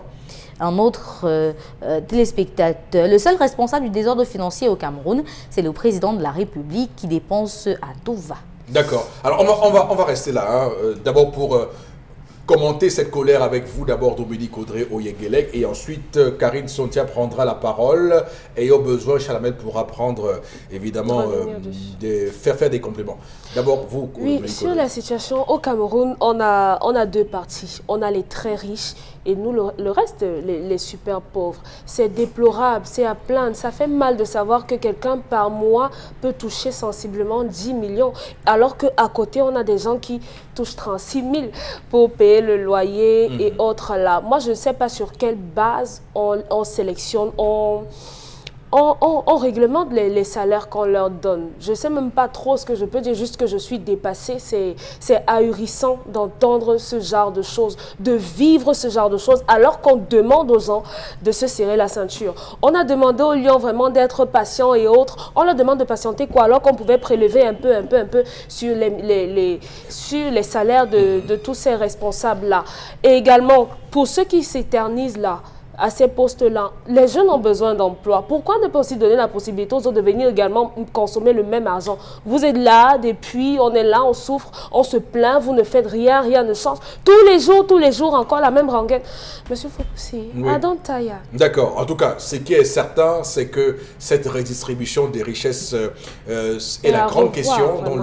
Dans les années à venir, on devra construire un pacte national qui puisse intégrer la répartition équitable des richesses au Cameroun, non pas que nous fassions du socialisme, mais qu'on soit moins indécent dans la manière avec laquelle on affiche une certaine prééminence financière devant les Camerounais qui se rabâchent dans la pluie tous les jours pour ramener les devises. Karine. Vous parlez forcément, vous parlez des devises. Oui. Et le FMI chaque fois nous rappelle de mettre sur pied un processus de réduction du train de vie de l'État. Le président camerounais parfois en parle aussi.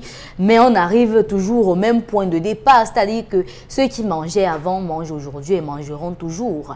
Ceux qui souffraient avant souffriront demain et vont continuer à souffrir. Et ce problème de redistribution des richesses est tel qu'aujourd'hui, nous arrivons à toutes ces crises qui secouent le Cameroun.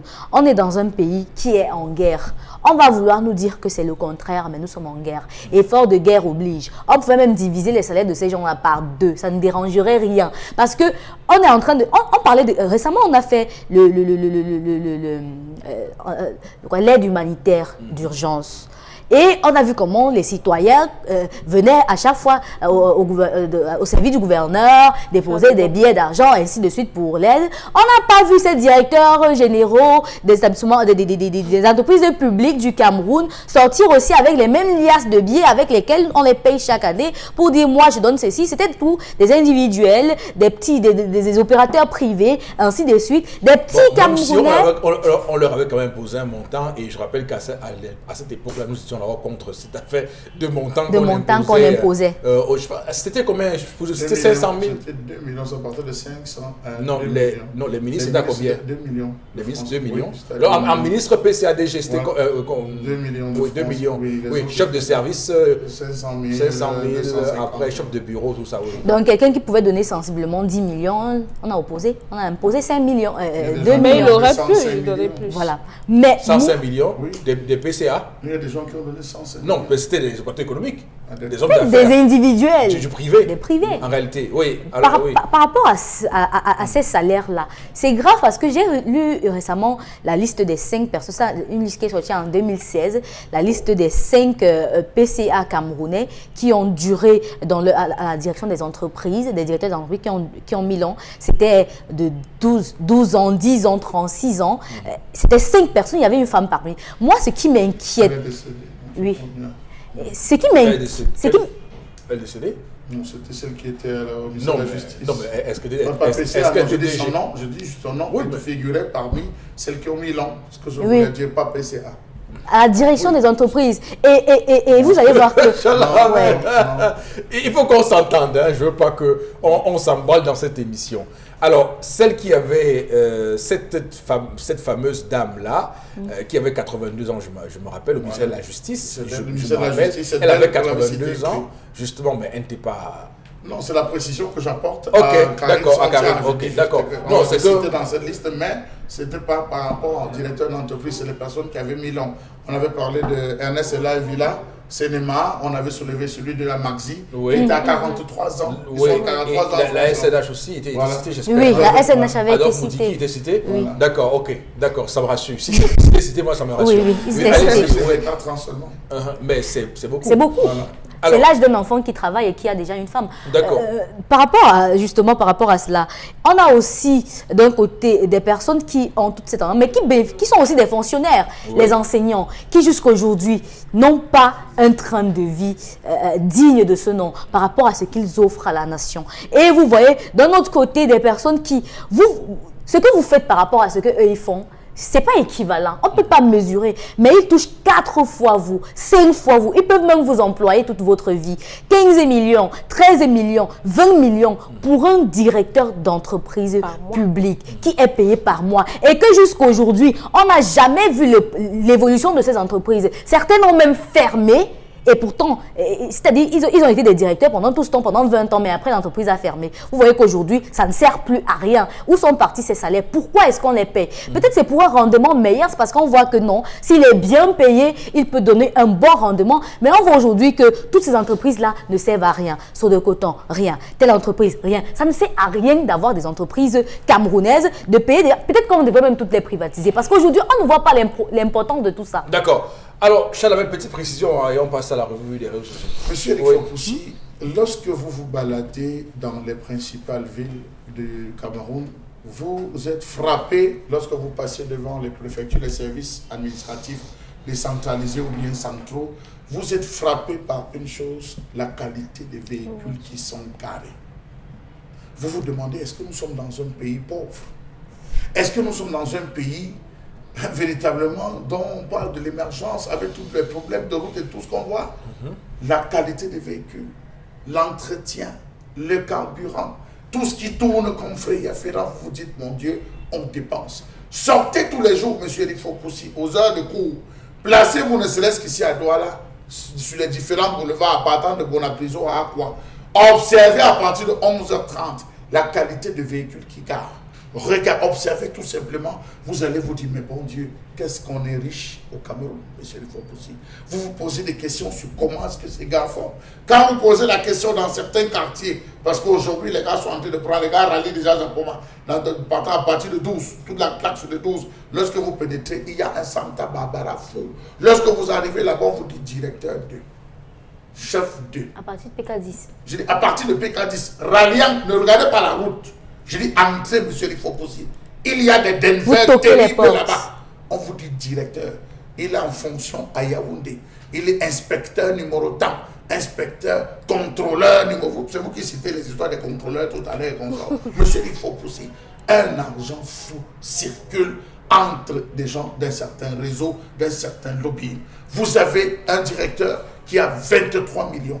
À lui, un décret vient, un beau matin lui dit, ok, en plus des 23 millions qu'on te donne comme directeur, en plus des 15 millions qu'on te donne comme directeur par mois, on t'offre encore une résidence, deux voitures. On te donne un gardien jour, un gardien nuit. On te donne l'eau, une l'électricité, une domestique. Mais monsieur Eric Fopoussi, vous allez vous rendre compte que vous n'aurez plus besoin de toucher votre salaire.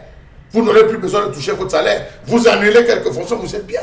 Tous ces directeurs touchent plus que Donald Trump, monsieur Eric Fopoussi. Donald Trump, le président des États-Unis, est à 400 000 $ l'an, 200 millions. Ce qui revient dans les environs 17 millions, quelques 17 millions. Vous avez des directeurs là qui touchent 2 fois le salaire de Donald Trump. Alors comment dans un pays pauvre, qui demande des aides, vous avez des directeurs qui vivent aussi bien? Le Cameroun est endetté. Et cela sert à quoi d'avoir autant d'argent? Personne On n'a pas encore vu d'entreprise ouverte par ces personnes-là. Peut-être que si elle faisait ça et ouvert des entreprises. Parce qu'au final, Chalamé, il faut qu'on s'entende. C'est bien que vous fassiez le rapprochement avec les puissances internationales comme les États-Unis, la France et ses grandes puissances. Mais c'est aussi intéressant de revenir au Cameroun et d'observer que cet argent qu'on donne à ces gens-là doit avoir, on va dire, un but précis. Le but précis, c'est quoi? Quand on répond à cette question, on a répondu au fond du problème. Est-ce que c'est pour que ces gens-là soient plus compétitifs ou autre chose? En tout cas, ce n'est pas ça. Ou est-ce qu'on est en train de récompenser les copains qui ont soutenu notre campagne électorale, qui doivent venir eux aussi partager le gâteau national, comme on dit au Cameroun, être dans la mangeoire. Si c'est ça, vous comprenez qu'on peut toucher 5 fois que Donald Trump, ça ne gênera personne. Monsieur, il faut pousser. Nous avons, à son temps, lorsque cette liste avait été publiée et certains responsables, directeurs de publication avaient assumé, rappelez-vous, la publication, tandis qu'il y avait 2 ou 3 directeurs qui s'étaient levés pour dire que non, ce n'est pas 25, enlevez encore 2 ou 3 millions. Et vous allez voir combien je me suis dit d'avance. Ce n'est pas des choses. Vous vous rappelez que Kamiako, le directeur de Kamiako, était à 13 millions de francs CFA. Kamiako a décollé. Voilà. Donc, on va s'arrêter là pour cette problématique. Ce matin, Karine, on va faire la revue des réseaux sociaux avec vous. Oui, dans le cadre de la revue des réseaux sociaux, on parle du changement de régisseur à la tête de la prison centrale de Kandengui.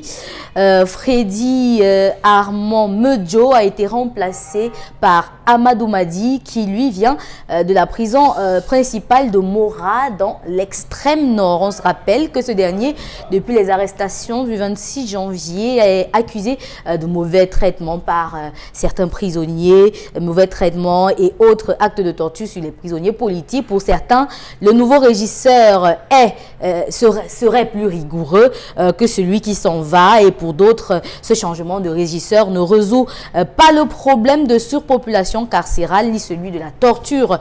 Désormais, Freddy Armand Medjo sera contrôleur numéro 2 à l'inspection générale de l'administration pénitentiaire auprès du ministère de la Justice. Alors, beaucoup d'observateurs estiment que la prison de Kandengui peut être une poudrière pour le Cameroun. Quand je dis, je reprends ici une de Mutation qui parlait de la poudrière. À l'époque, quand Mutation parlait de poudrière, beaucoup de Camerounais n'ont pas bien compris, n'ont pas saisi le sens de cela. Il faut dire que la poudrière, c'est du point de vue géographique. Cette prison est placée en pleine capitale politique du Cameroun, dans un quartier populé, la populace la plus, on va dire, ignoble du pays, où se côtoie l'extrême pauvreté, où se côtoie une indigence terrible, où il y a un abandon total dans ce quartier Kandengui. Donc, il faut comprendre que cette prison qui est placée... Pardon. Voilà. Donc cette prison est donc placée en plein milieu de ce quartier-là. Vous savez, quand on construit les prisons comme Alcatraz dans les îles, on sait pourquoi on le fait. Donc, on vient construire une telle prison au centre-ville. Au départ, c'était pour 800 personnes. Nous sommes à 4800. Imaginez un seul instant que quelque chose démarre là-bas en Kandengui et qu'on ne peut plus contrôler quoi que ce soit. Imaginez comment ça va embraser notre capitale politique du Cameroun. C'est dans ce sens-là que Mutation parlait de poudrière. Parce qu'il y avait eu une émeute à l'époque, et nous en parlions là sur ce plateau, et beaucoup n'avaient pas su saisir cela. Vous voyez, il y a des quartiers là-bas où vous avez près de 150 personnes dans une seule salle qui dorment à même le sol. 150 personnes, c'est terrible, c'est inhumain, c'est pas possible. 150 personnes, et vous voyez des choses comme ça, personne ne s'en indigne. On a parlé ici de construire une nouvelle prison à Yaoundé qui soit plus retirée de la ville pour désengorger cette prison-là. Parce que si on imagine qu'on va retirer des gens à Kondengui pour les placer à Yoko ou à Mora, on crée un problème social. C'est que les familles qui parfois viennent visiter leurs personnes détenues seront obligées cette fois-là de voyager pour aller loin à Mora pour les soutenir. Là, on résout un problème en créant un autre. Donc là, cette possibilité n'est pas envisageable. Donc ce qu'il y a à faire, c'est de créer une autre prison. Il y a eu ce changement de régisseur. Beaucoup ont estimé, à tort ou à raison, que M. Medjo n'était pas assez, on va dire, rigoureux, parce qu'avec tout ce qui s'est passé là-bas, beaucoup ont tout fait, comme dans ce pays, on est très facile à juger les gens, à dire que lui, il n'a pas assez de poigne pour cette prison-là. Mais sauf que, heureusement, il n'a pas été limogé. Il a été nommé à un poste supérieur. Il repart au ministère de la Justice, à un poste de contrôleur numéro 2, à l'inspection générale de l'administration pénitentiaire au ministère de la Justice. Donc celui qui arrive, on va l'observer. Mais au final, Charles Hamel, est-ce qu'on change un régisseur? Est-ce que ça résout quelque chose? Ça résout un problème? Alors vous savez que on est habitué au Cameroun à ceci que lorsque quelque chose ne marche pas, on cherche quelque chose d'assez fort, violent, qui ne marche plus pour remplacer. Ce qui ne marche pas. Voilà, pour remplacer ce qui ne marche pas. Ce qui ne marche plus remplace ce qui ne marche pas. Voilà. Donc, M. Eric Fopoussi, allez interroger la prison de Mora, essayer d'enquêter. Depuis que j'ai eu vent de cette nomination, j'ai essayé de fouiller, de discuter, d'interpeller certaines personnes qui ont essayé de me présenter. Vous savez que Mora, ce n'est pas n'importe quelle zone. C'est une zone qui, en ce moment, avec les affres de Boko Haram et tout, elle s'est retrouvée au centre. À un moment donné, M. Eric Fopoussi, en termes de rigueur, parce qu'il fallait non seulement recevoir tous ces gens qui venaient d'ailleurs, il fallait avoir une rigueur pour tenir cette prison. Ça, il faudrait que je le dise. Lui qu'on envoie aujourd'hui, il vient avec une mission assignée. Est-ce que cette mission concerne les différentes tentatives de rébellion organisées entre guillemets par le MRC? Parce qu'il faut dire que depuis que le MRC et les MRC sont retrouvés là, il y a eu pas mal de mouvements. Vous faites un lien avec le MRC? Permettez-moi, je fais une analyse. J'analyse, c'est la revue des réseaux sociaux. J'y ai pas pensé, malheureusement. C'est les réseaux sociaux et je peux vous dire que c'est ce qui se dit sur la toile. Là, c'est pas nous dont il est question, c'est ce que les internautes sont en train de dire sur la toile. D'accord. Alors, on se dit, avec cela, il a été indexé. Il y a beaucoup de gens qui sont rentrés dans la vie de Medjo, de l'ancien régisseur, qui ont mis à nu son réseau, qui ont mis à nu un ensemble de choses. Les gens sont allés même jusqu'à ces relations sentimentales. Je peux vous le dire, M. Rifo aussi, ça a fragilisé ça. Je peux vous rassurer que ça a fragilisé pratiquement sa substance. Ah oui, aller dans des pages comme le Cameroun, c'est le Cameroun, puisqu'on a les réseaux sociaux. Tapez seulement le régisseur de la prison centrale de Congo. La prison, vous allez voir tout ce qui a été dit sur lui. C'était un pamphlet, c'était une succession de pamphlets qui ont été dit. Alors, mais j'ai lu également quelque chose d'assez inapproprié et impromptu, comme quoi on aurait exploité des téléphones qu'on aurait confisqués à l'intercontinental à Genève et que ça aurait conduit à ça. Sincèrement, moi je ne vois aucun lien. Hein. J'ai du mal à voir les liens. Parce que je ne sais pas comment c'est possible. D'ailleurs, le Cameroun, on nous a habitués à cesser qu'il n'y a pas de rumeurs, de fumée, sans feu. Oui. Ça commence. Non, mais sauf que ça c'était hier. Mais sauf que ce matin, tout cet argumentaire-là s'écroule comme un château de cartes. Puisque hier, qu'est-ce qu'on nous vend? Que le gars a été limogé, alors que c'est nous sont comptés, que lui, on va le récupérer, il est un complice de ceci, cela. Mais ce matin, je reçois les nominations, lui, il est plutôt au ministère. Monsieur Eric Fopoussi, que s'est-il passé avec les dossiers de la CAN? Tous ceux qui ont été dans les dossiers de la CAN, on les a promus. Mais vous oubliez que le système au Cameroun, si c'est comme ça. Oui, on vous promeut d'abord. On vous promeut d'abord. On vous endort. Et après la chute fracassante. Okay. Rappelez-vous de Mendoza, il est parti de directeur ministre délégué. Oui. Après, lui, il n'y a plus jamais eu de poste de ministre délégué. La communication, c'est parti avec lui. Donc, c'est pour vous dire que c'est comme ça que ça fonctionne. Donc, il va arriver, il a une mission qui lui est assignée. Observons, on vous demande ces 100 premiers jours. Je peux vous assurer que d'ici à là, il y aura un chamboulement dans les différentes unités. Parce que ça, je vais vous dire, il y aura un chamboulement dans les différents quartiers. On va procéder à la réorganisation, parce que c'est comme ça qu'ils travaillent. On va procéder à la réorganisation. Et je peux vous assurer que ça ne fera véritablement pas de comptant. Mais ce sera sa méthode et c'est comme ça qu'ils travaillent. Alors, vous faites aussi un lien avec les prisonniers de l'opération Épervier. On peut y voir. On a vu des photos de monsieur, bon, j'ai voulu l'appeler par son surnom, je vais l'appeler par son véritable nom, l'ancien ministre de l'eau et de l'énergie, Atangalakuna, des photos de lui dans une exubérance à l'anniversaire où il était avec les champagnes, un gros gâteau. Les experts et les observateurs de la société civile ont fini par conclure qu'on les a juste envoyés sur le repos. Ils sont en repos. Donc eux n'ont pas de problème. Depuis, vous vous rendez compte, ils ne sont pas inquiétés. Oui, depuis, ils sont tranquilles. Ils vivent leur repos tranquillement. Ils jouent la tennis. Pour avoir travaillé pour la nation.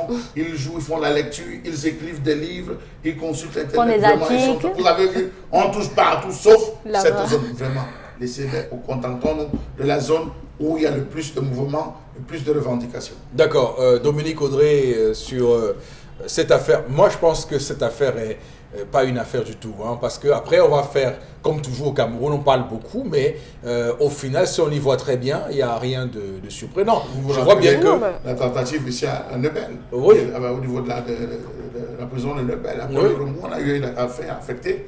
Le régisseur, c'est toujours comme ça. Non, je dis parce que on l'a grand fatigué, par exemple. C'est tout un document, on a nommé beaucoup de gens. Hein. C'est pas seulement lui. Vous savez qu'il y a un objectif précis. Lorsqu'on décide de... Donc on camoufle une personne dans plusieurs nominations. Certainement. D'accord, il doit avoir quelque chose. On sait que récemment, il y a par exemple M. Sissiko Ayuktabe qui a envoyé un message et autres. Donc moi, je me dis que ce changement, cette promotion ou bien cette mutation n'est pas anodine. Oui. Il doit avoir quelque chose qui se trame ou bien qui se passe. Quelque chose de on dit sous-jacent, je crois, oui, qui est en train de se passer. Pour le moment, on ne peut voir qu'avec les yeux normaux, comme on dit. Mais après, on sait que quelque chose va se passer, certainement. On va devoir travailler sur le système de communication. Comment les individus sont à l'intérieur, ils réussissent à envoyer des informations. Les WhatsApp qui sont dans les groupes WhatsApp. À faire de fond. Sérieux de vous déranger. Et on dit que le nouveau style est très rigoureux. Donc. Bon, en tout cas, on va le voir à l'œuvre. Ceux qui le disent sur la base de quoi? Par rapport à où les réseaux sociaux. Il vient de très loin. Attendez, administrer une prison comme Mora n'est pas administré la prison. Le contexte de Mora. Moi que je simplifie.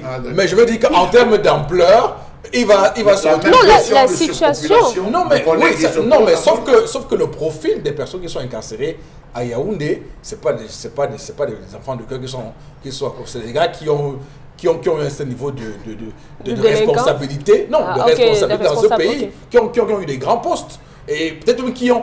Il faut me questionner, est-ce que actuellement en Kondengi, il n'y a pas de personnes incarcérées à qui il doit peut-être ses études ou bien, je sais pas, il faut voir tout ça. Parce que après, quand vous avez quelqu'un qui a été ministre, qui vous a aidé peut-être à faire telle chose, qui est en face de vous, il y a tout ça qui compte aussi. Il faut bien observer comment les choses vont se décanter dans les semaines à venir. Mais ce qui est sûr, M. Foboussi, s'il a à Mora là-bas, M. Amadou Madi a par exemple reçu des gardes de Boko Haram, il sait comment être rigoureux avec les prisonniers. Donc forcément, ici à Yaoundé, ce sont des petits récalcitrants et en même temps en prison. Petits récalcitrants. Des gens qui sont sur WhatsApp, étant en prison, c'est grave. D'accord. Bon, ce ne sont pas des prisonniers là-bas. 4800 prisonniers à Yaoundé. J'espère qu'il va... Bonne chance, monsieur Amadou Madi. 4800 prisonniers dans une prison qui a beaucoup de courage. Vraiment, bonne chance à vous. La suite, Karine. Des sénateurs américains militent pour la suspension de toute aide à la sécurité au Cameroun. Ces derniers craignent que cet accompagnement militaire soit détourné et utilisé dans les régions du nord-ouest et du sud-ouest sans respect des normes internationales des droits de l'homme. On rappelle que les États-Unis accompagnent le Cameroun dans la lutte contre le terrorisme à l'extrême nord du pays. Pendant ce temps, des sources révèlent que le médiateur choisi par le président de la République dans le cadre du dialogue pour la résolution de la crise anglophone est une ONG suisse. qui s'appelle le Centre for Humanitarian Dialogue. À ce sujet, on note déjà plusieurs désaccords selon le leader du consortium John Ba Akuro. Aucune rencontre entre les leaders du Southern Cameroun et le président Paul Biya. Selon le Southern Cameroun Liberation Council, la partie suisse n'a pas respecté les normes pour pouvoir avoir même cette rencontre avec cette structure. En l'occurrence, des questions diplomatiques, il faut respecter les standards diplomatiques en la matière. D'accord. Alors, mais c'est clair qu'il y a beaucoup de choses qui avancent, hein, parce qu'il y a une vidéo qui circule avec un représentant américain, un parlementaire américain de la Chambre des représentants, qui est un peu comme la Chambre des députés au Cameroun ou l'Assemblée nationale au Cameroun, qui parle de cette crise anglophone et estime évidemment que le gouvernement américain doit continuer à mettre la pression parce que le sentiment est que rien ne bouge sur le terrain. Chalabel, vous avez aussi le sentiment que rien ne bouge, qu'il y a un statu quo? Monsieur rien ne bouge. Vous vous êtes rendu compte, comme moi, que pendant qu'il y avait les pressions, la formule ARIA, oui. ARIA du Conseil de sécurité, le chef de l'État n'a pas cessé de multiplier les tweets.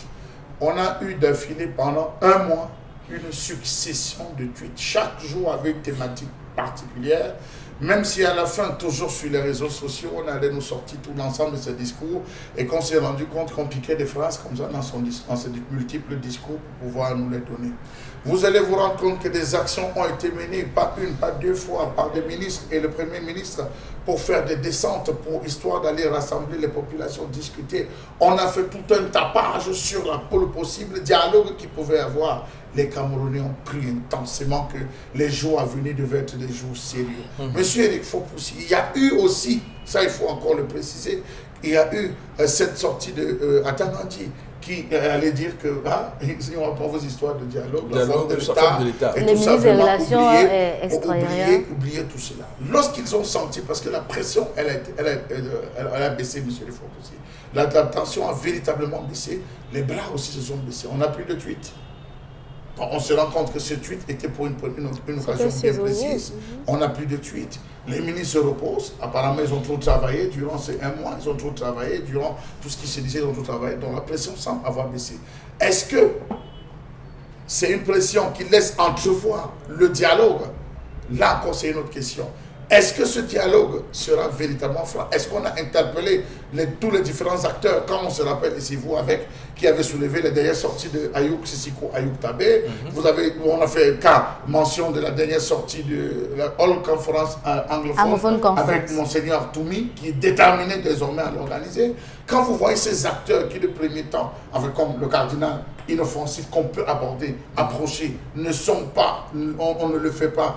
Quand on vous dit au niveau du DDR, quand on fait une évaluation depuis, je suis les activités du DDR, il n'y a plus personne qui subitement a déposé les armes.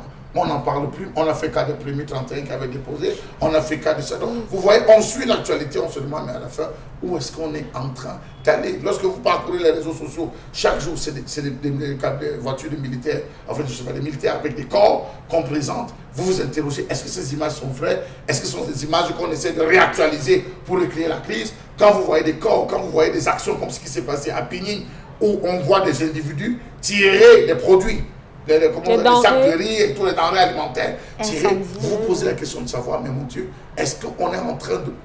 On fait même de sortir, et comme nous annonce que, étrangement, le chef de l'État va discuter avec des gens en Suisse, ils vont discuter, quelles sont les personnes qui ont été convoquées, sont-elles parties d'ici? Donc il y a vraiment un méli-mélo. Est-ce qu'on va embrouiller l'esprit des Camerounais? Dans tous les cas, j'ai l'impression, monsieur Fopoussi, qu'on est dans le statu quo.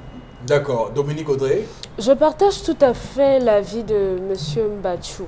Oui. Je pense que si le président était allé en Suisse, justement pour avoir cette conversation-là, on aurait dû être au courant, non? On aurait pu nous en parler. On aurait pu... Privé, bon. Privé, mais si c'est privé et qu'on parle d'une affaire qui concerne tout le Cameroun, je crois qu'on a quand même le droit d'être au courant. Pour moi également, rien n'avance parce que jusqu'ici, j'ai pas la possibilité d'aller à Boya, d'aller me balader, personne n'a la possibilité de sortir, on a la possibilité de rien faire. Donc jusqu'ici, rien n'est fait, rien n'a changé. C'est clair. Tout à fait, tout à fait. Regardez l'escalade. Regardez la récente escalade, M. Eric Fokoussi. Parce que lorsque vous vous rendez compte qu'on est passé déjà avec des bombes artisanales, comme eux-mêmes ils étaient en train de le décrire, c'est vous qui parlez de EEI, c'est ça? Oui, engin explosif improvisé. Improvisé. Alors, lorsqu'on se retrouve avec cela, ça suppose qu'à tout moment, ça peut être Douala, ça peut être Yaoundé, ça peut être X, ça peut être Y. Alors, vous vous rendez compte que là, maintenant, ça rechange. Donc, il faut accélérer. D'accord. On va terminer rapidement avec vous, Karine.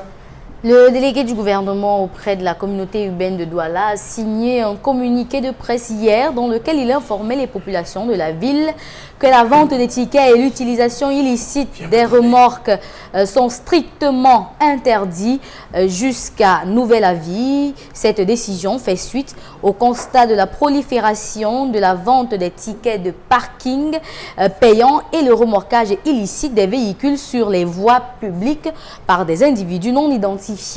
Une fois les activités d'aménagement des parkings et aires de stationnement terminées, un nouveau mode d'opération opératoire sera mis sur pied pour les usagers. D'accord. Alors, pour revenir à l'autre sujet, je rappelle que c'est un breaking news Equinox, information Equinox.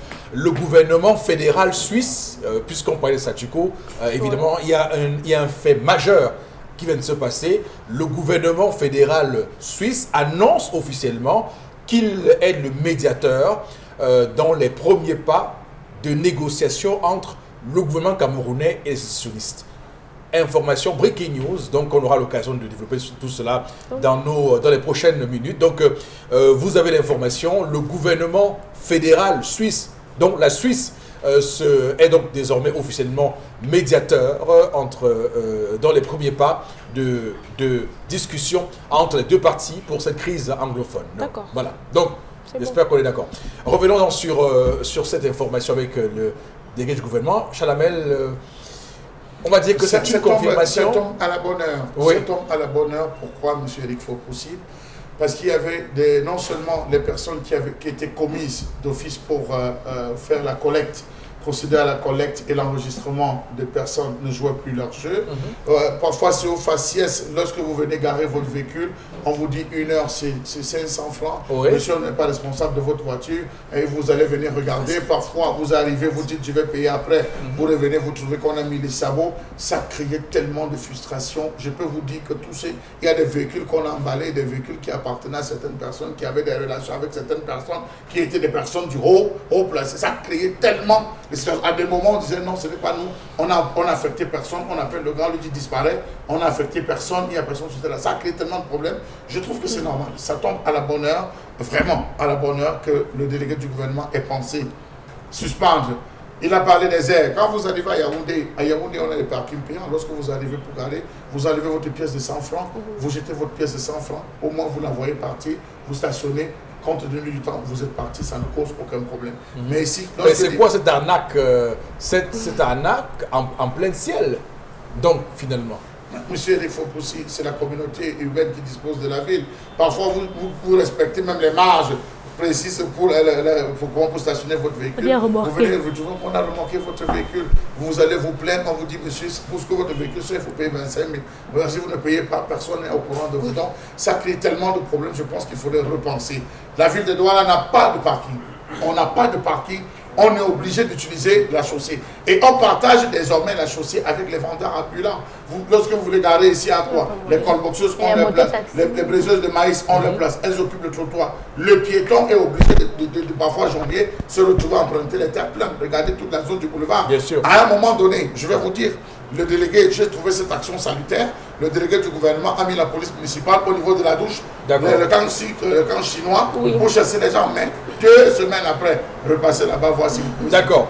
Merci pour cette revue des réseaux sociaux, Karine Sontia. On va basculer au plateau B où nous attend Constilamine pour nous parler du Vombio Oméga 3 ce matin. Constilamine, bonjour.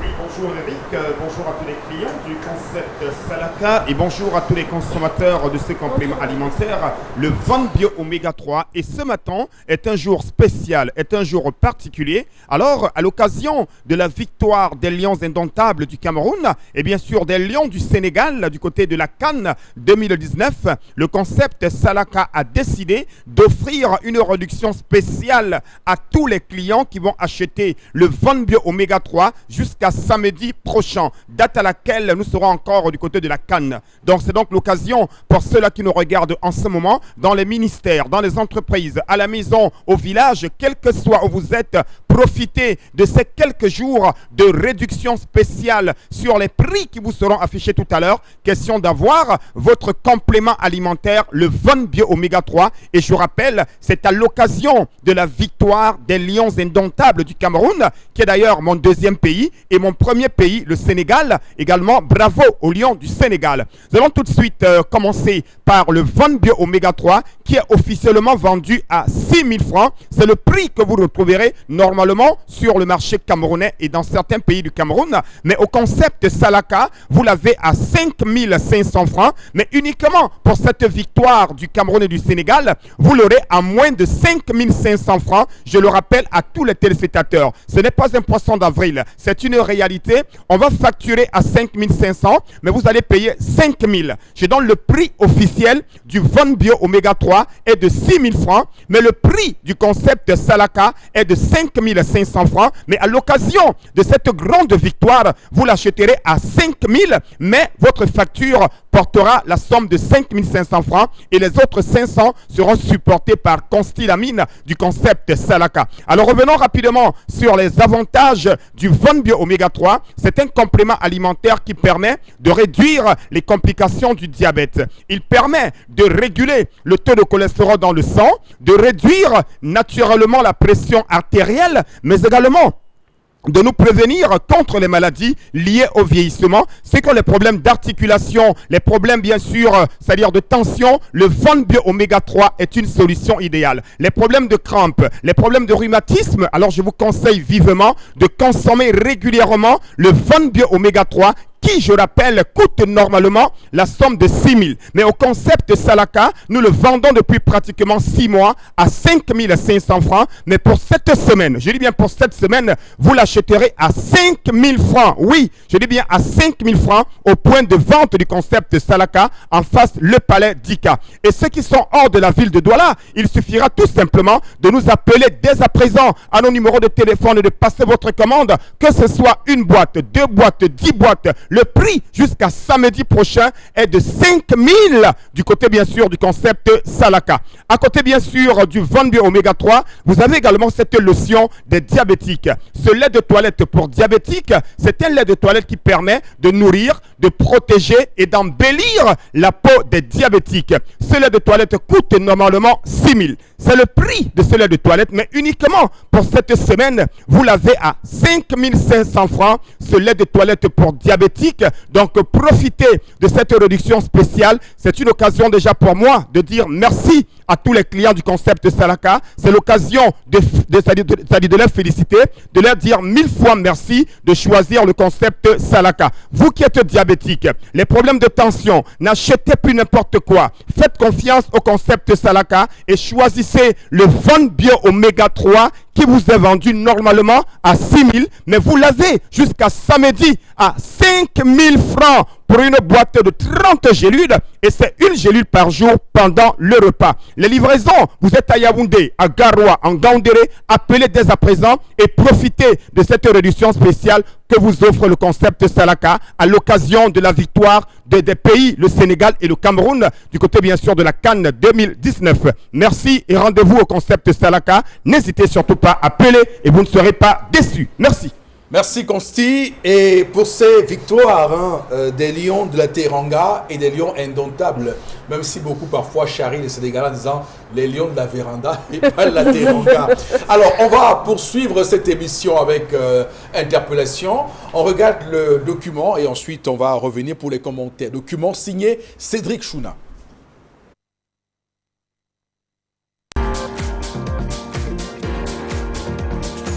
Dans le domaine de l'habitat, Nous voyons des maisons encastrées dans des zones marécageuses. Ce n'est pas normal. Dans des zones vertes, des zones interdites de construction. Et pour cela, j'interpelle mes frères et le gouvernement. Vous avez vu dernièrement, il y a eu l'inondation dans la ville de Douala, dans presque tous les quartiers étaient dans les eaux. Vraiment, ce n'était pas beau à voir. Est-ce que, je me pose une question, est-ce que c'est une image belle qu'on doit présenter aux touristes? Les routes qu'emprunte l'eau, je le dis, il y en a qui rabattent les terres dans les eaux pour se forger des maisons, des immeubles. Je propose vraiment au ministère chargé de l'habitat de réguler ce secteur de construction anarchique. Parce qu'il y en a qui construisent dans les drains. Cela doit cesser.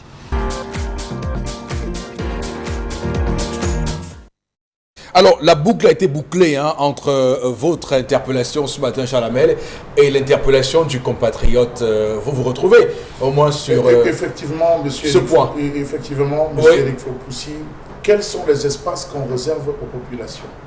À une certaine période, la Maïtu faisait son travail.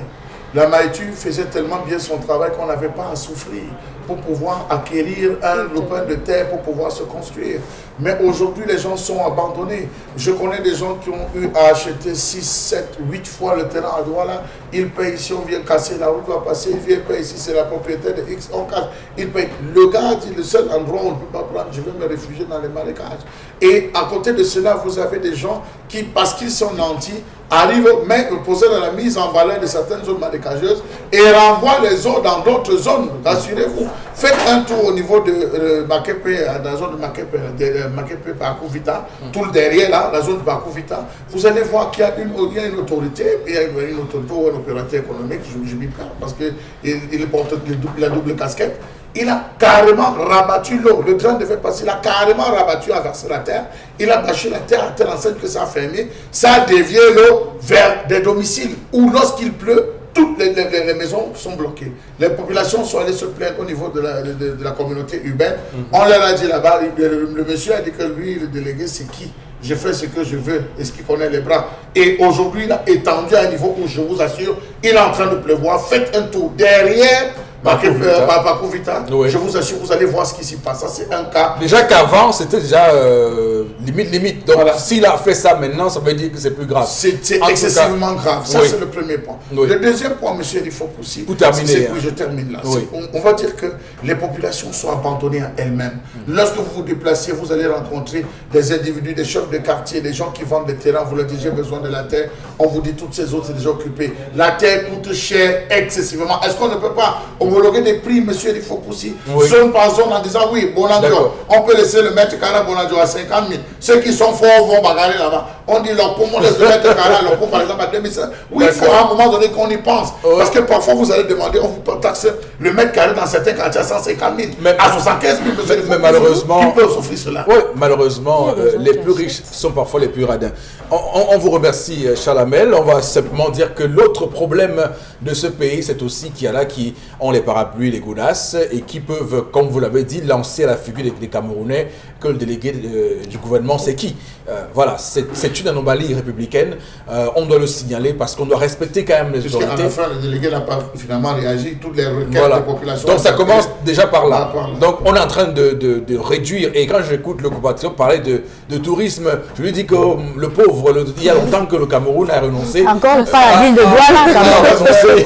A renoncé à cela. Même les espaces verts sont vendus. Voilà, tout à fait. Malheureusement, il n'y a pas un bois, comme on peut voir Central Park à New York par exemple. Permettez-moi de rêver un tout petit peu. Alors, on va s'arrêter. Mais c'est pas... vrai. C'est vrai, vous avez raison. Je retire ce que j'ai dit. D'accord. On va s'arrêter là, madame, monsieur, pour cette interpellation. Nous prenons Canal Shopping, on regarde et après, Consilabine prend le relais. Dites adieu au régime contraignant, aux séances interminables de gym, mais continuez à affiner votre silhouette sans trop d'efforts. C'est très simple. Il vous suffit d'enfiler ce top et ce panty de sudation et de vaquer à vos activités habituelles. Dès que la doublure intérieure entre en contact avec votre peau, elle augmente la chaleur naturelle de votre corps, favorisant et stimulant ainsi la sudation. Éliminez les surcharges d'eau et façonnez-vous une très belle silhouette. Ce n'est pas tout. Il vous permet également d'éliminer les toxines accumulées qui sont la cause de la formation des capitons, mais aussi source de fatigue. Quant à votre peau, elle sera purifiée, raffermie et tonifiée. Optez pour Sonachapper et retrouvez la silhouette dont vous avez toujours rêvé. Commandez dès maintenant votre Sonachapper à Canal Shopping. Canal Shopping, la boutique où tout ce qui vous est nécessaire nous tient à cœur. Alors, Constille Lamine, il me semble que vous soyez de retour. C'est à vous. Alors, bien entendu, le concept Salaka signe encore son grand retour à l'instant pour parler des appareils de massage, pour parler des appareils de dégraissage, pour parler des ceintures chauffantes. Et quand on parle bien sûr de ces 3 articles, on parle bien entendu de Canal Shopping International. On a d'ailleurs vu le spot tout à l'heure qui présentait les bienfaits du Sonachapper. Que voici votre vêtement de dégraissage, votre vêtement qui vous permet d'éliminer les toxines. Il vient dans son emballage que voici avec garantie. C'est un appareil exceptionnel disponible chez Canal Shopping International. Alors, chers téléspectateurs, vous me regardez en ce moment, vous êtes bel et bien à l'écoute du concept Salaka et c'est l'instant de vente du côté de Canal Shopping International. Nous allons tout de suite commencer par le Sonachapper. C'est quoi le Sonachapper? C'est un vêtement de dégraissage, c'est un vêtement de massage, c'est un vêtement qui permet d'éliminer les toxines, c'est un vêtement qui permet de faciliter la bonne circulation du sang. Et ceux qui ont été victimes d'un AVC, d'un accident, qui n'ont pas le temps, bien entendu, de faire le sport, alors le Sonachapper est donc ce vêtement qui viendra vous permettre de faire le sport, que ce soit au bureau, que ce soit à la maison, que ce soit au champ, parce que le Sonachapper, quand on porte son Sonachapper, on est à l'aise, on n'a pas de problème, on peut le porter avec un vêtement et se sentir en bonne humeur. Alors, à combien ça coûte ce Sonachapper? Il est donc en promotion du côté de Canal Shopping International au prix de 20 000 francs seulement au lieu de 40 000. Oui, un vêtement de dégraissage, un vêtement qui élimine la surcharge d'eau dans le corps, un vêtement qui élimine les toxines. Vous l'avez à 20 000 francs au lieu de 40 000 francs. Profitez de cette promotion, de cette réduction spéciale chez Canal Shopping pour avoir votre Sonachapper de qualité, votre Sonachapper neuf dans le carton à 20 000 francs au lieu de 40 000. À côté bien sûr du Sonachapper, on a cet appareil de massage, c'est un dauphin masseur. Moi je l'appelle le petit poisson qui fait des merveilles. Et la particularité de notre dauphin masseur, c'est qu'il a 2 têtes. Regardez bien sûr là, il a 2 têtes. Contrairement à certains dauphins masseurs qui ont une seule tête, notre dauphin masseur a 2 têtes, ce qui facilite le massage des parties qui nous font très mal. Et également, ce dauphin masseur, vous l'avez à 10 000 francs du côté bien sûr de Canal Shopping International. Les douleurs lombaires, ceux qui veulent bien sûr être, c'est-à-dire avoir la bonne humeur, qui veulent se relaxer, je vous conseille vivement le dauphin masseur. Chacun peut l'utiliser. Les personnes du 3e âge, les enfants, chacun devrait avoir un dauphin masseur à la maison parce que c'est un appareil de massage, de relaxation que vous avez à 10 000 francs du côté de Canal Shopping International. On a également, pour finir, le Vibro Slim, cette ceinture de massage. Oui, c'est une véritable solution pour également éliminer les graisses, éliminer les surcharges d'eau, les surcharges pondérales dans le corps. La ceinture de massage Vibro Slim, et je rappelle que le stock il est très limité, donc ceux qui ont longtemps voulu,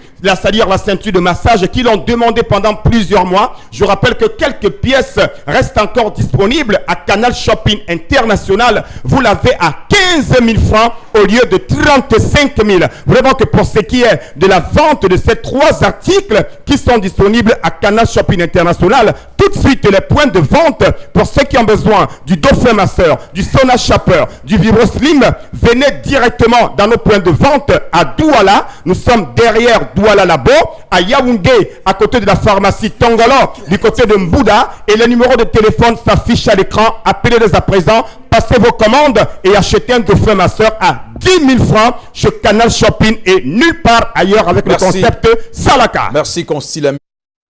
Et évidemment, sur ce que nous mettons un terme à l'émission de ce matin, ce qu'on retient, c'est que le gouvernement fédéral suisse se tient donc désormais officiellement comme médiateur pour la crise anglophone. Pour les premiers pas, c'est officiel. En tout cas, vous aurez des compléments d'informations dans un court instant dans l'édition de 12h du journal sur Equinos Télévision.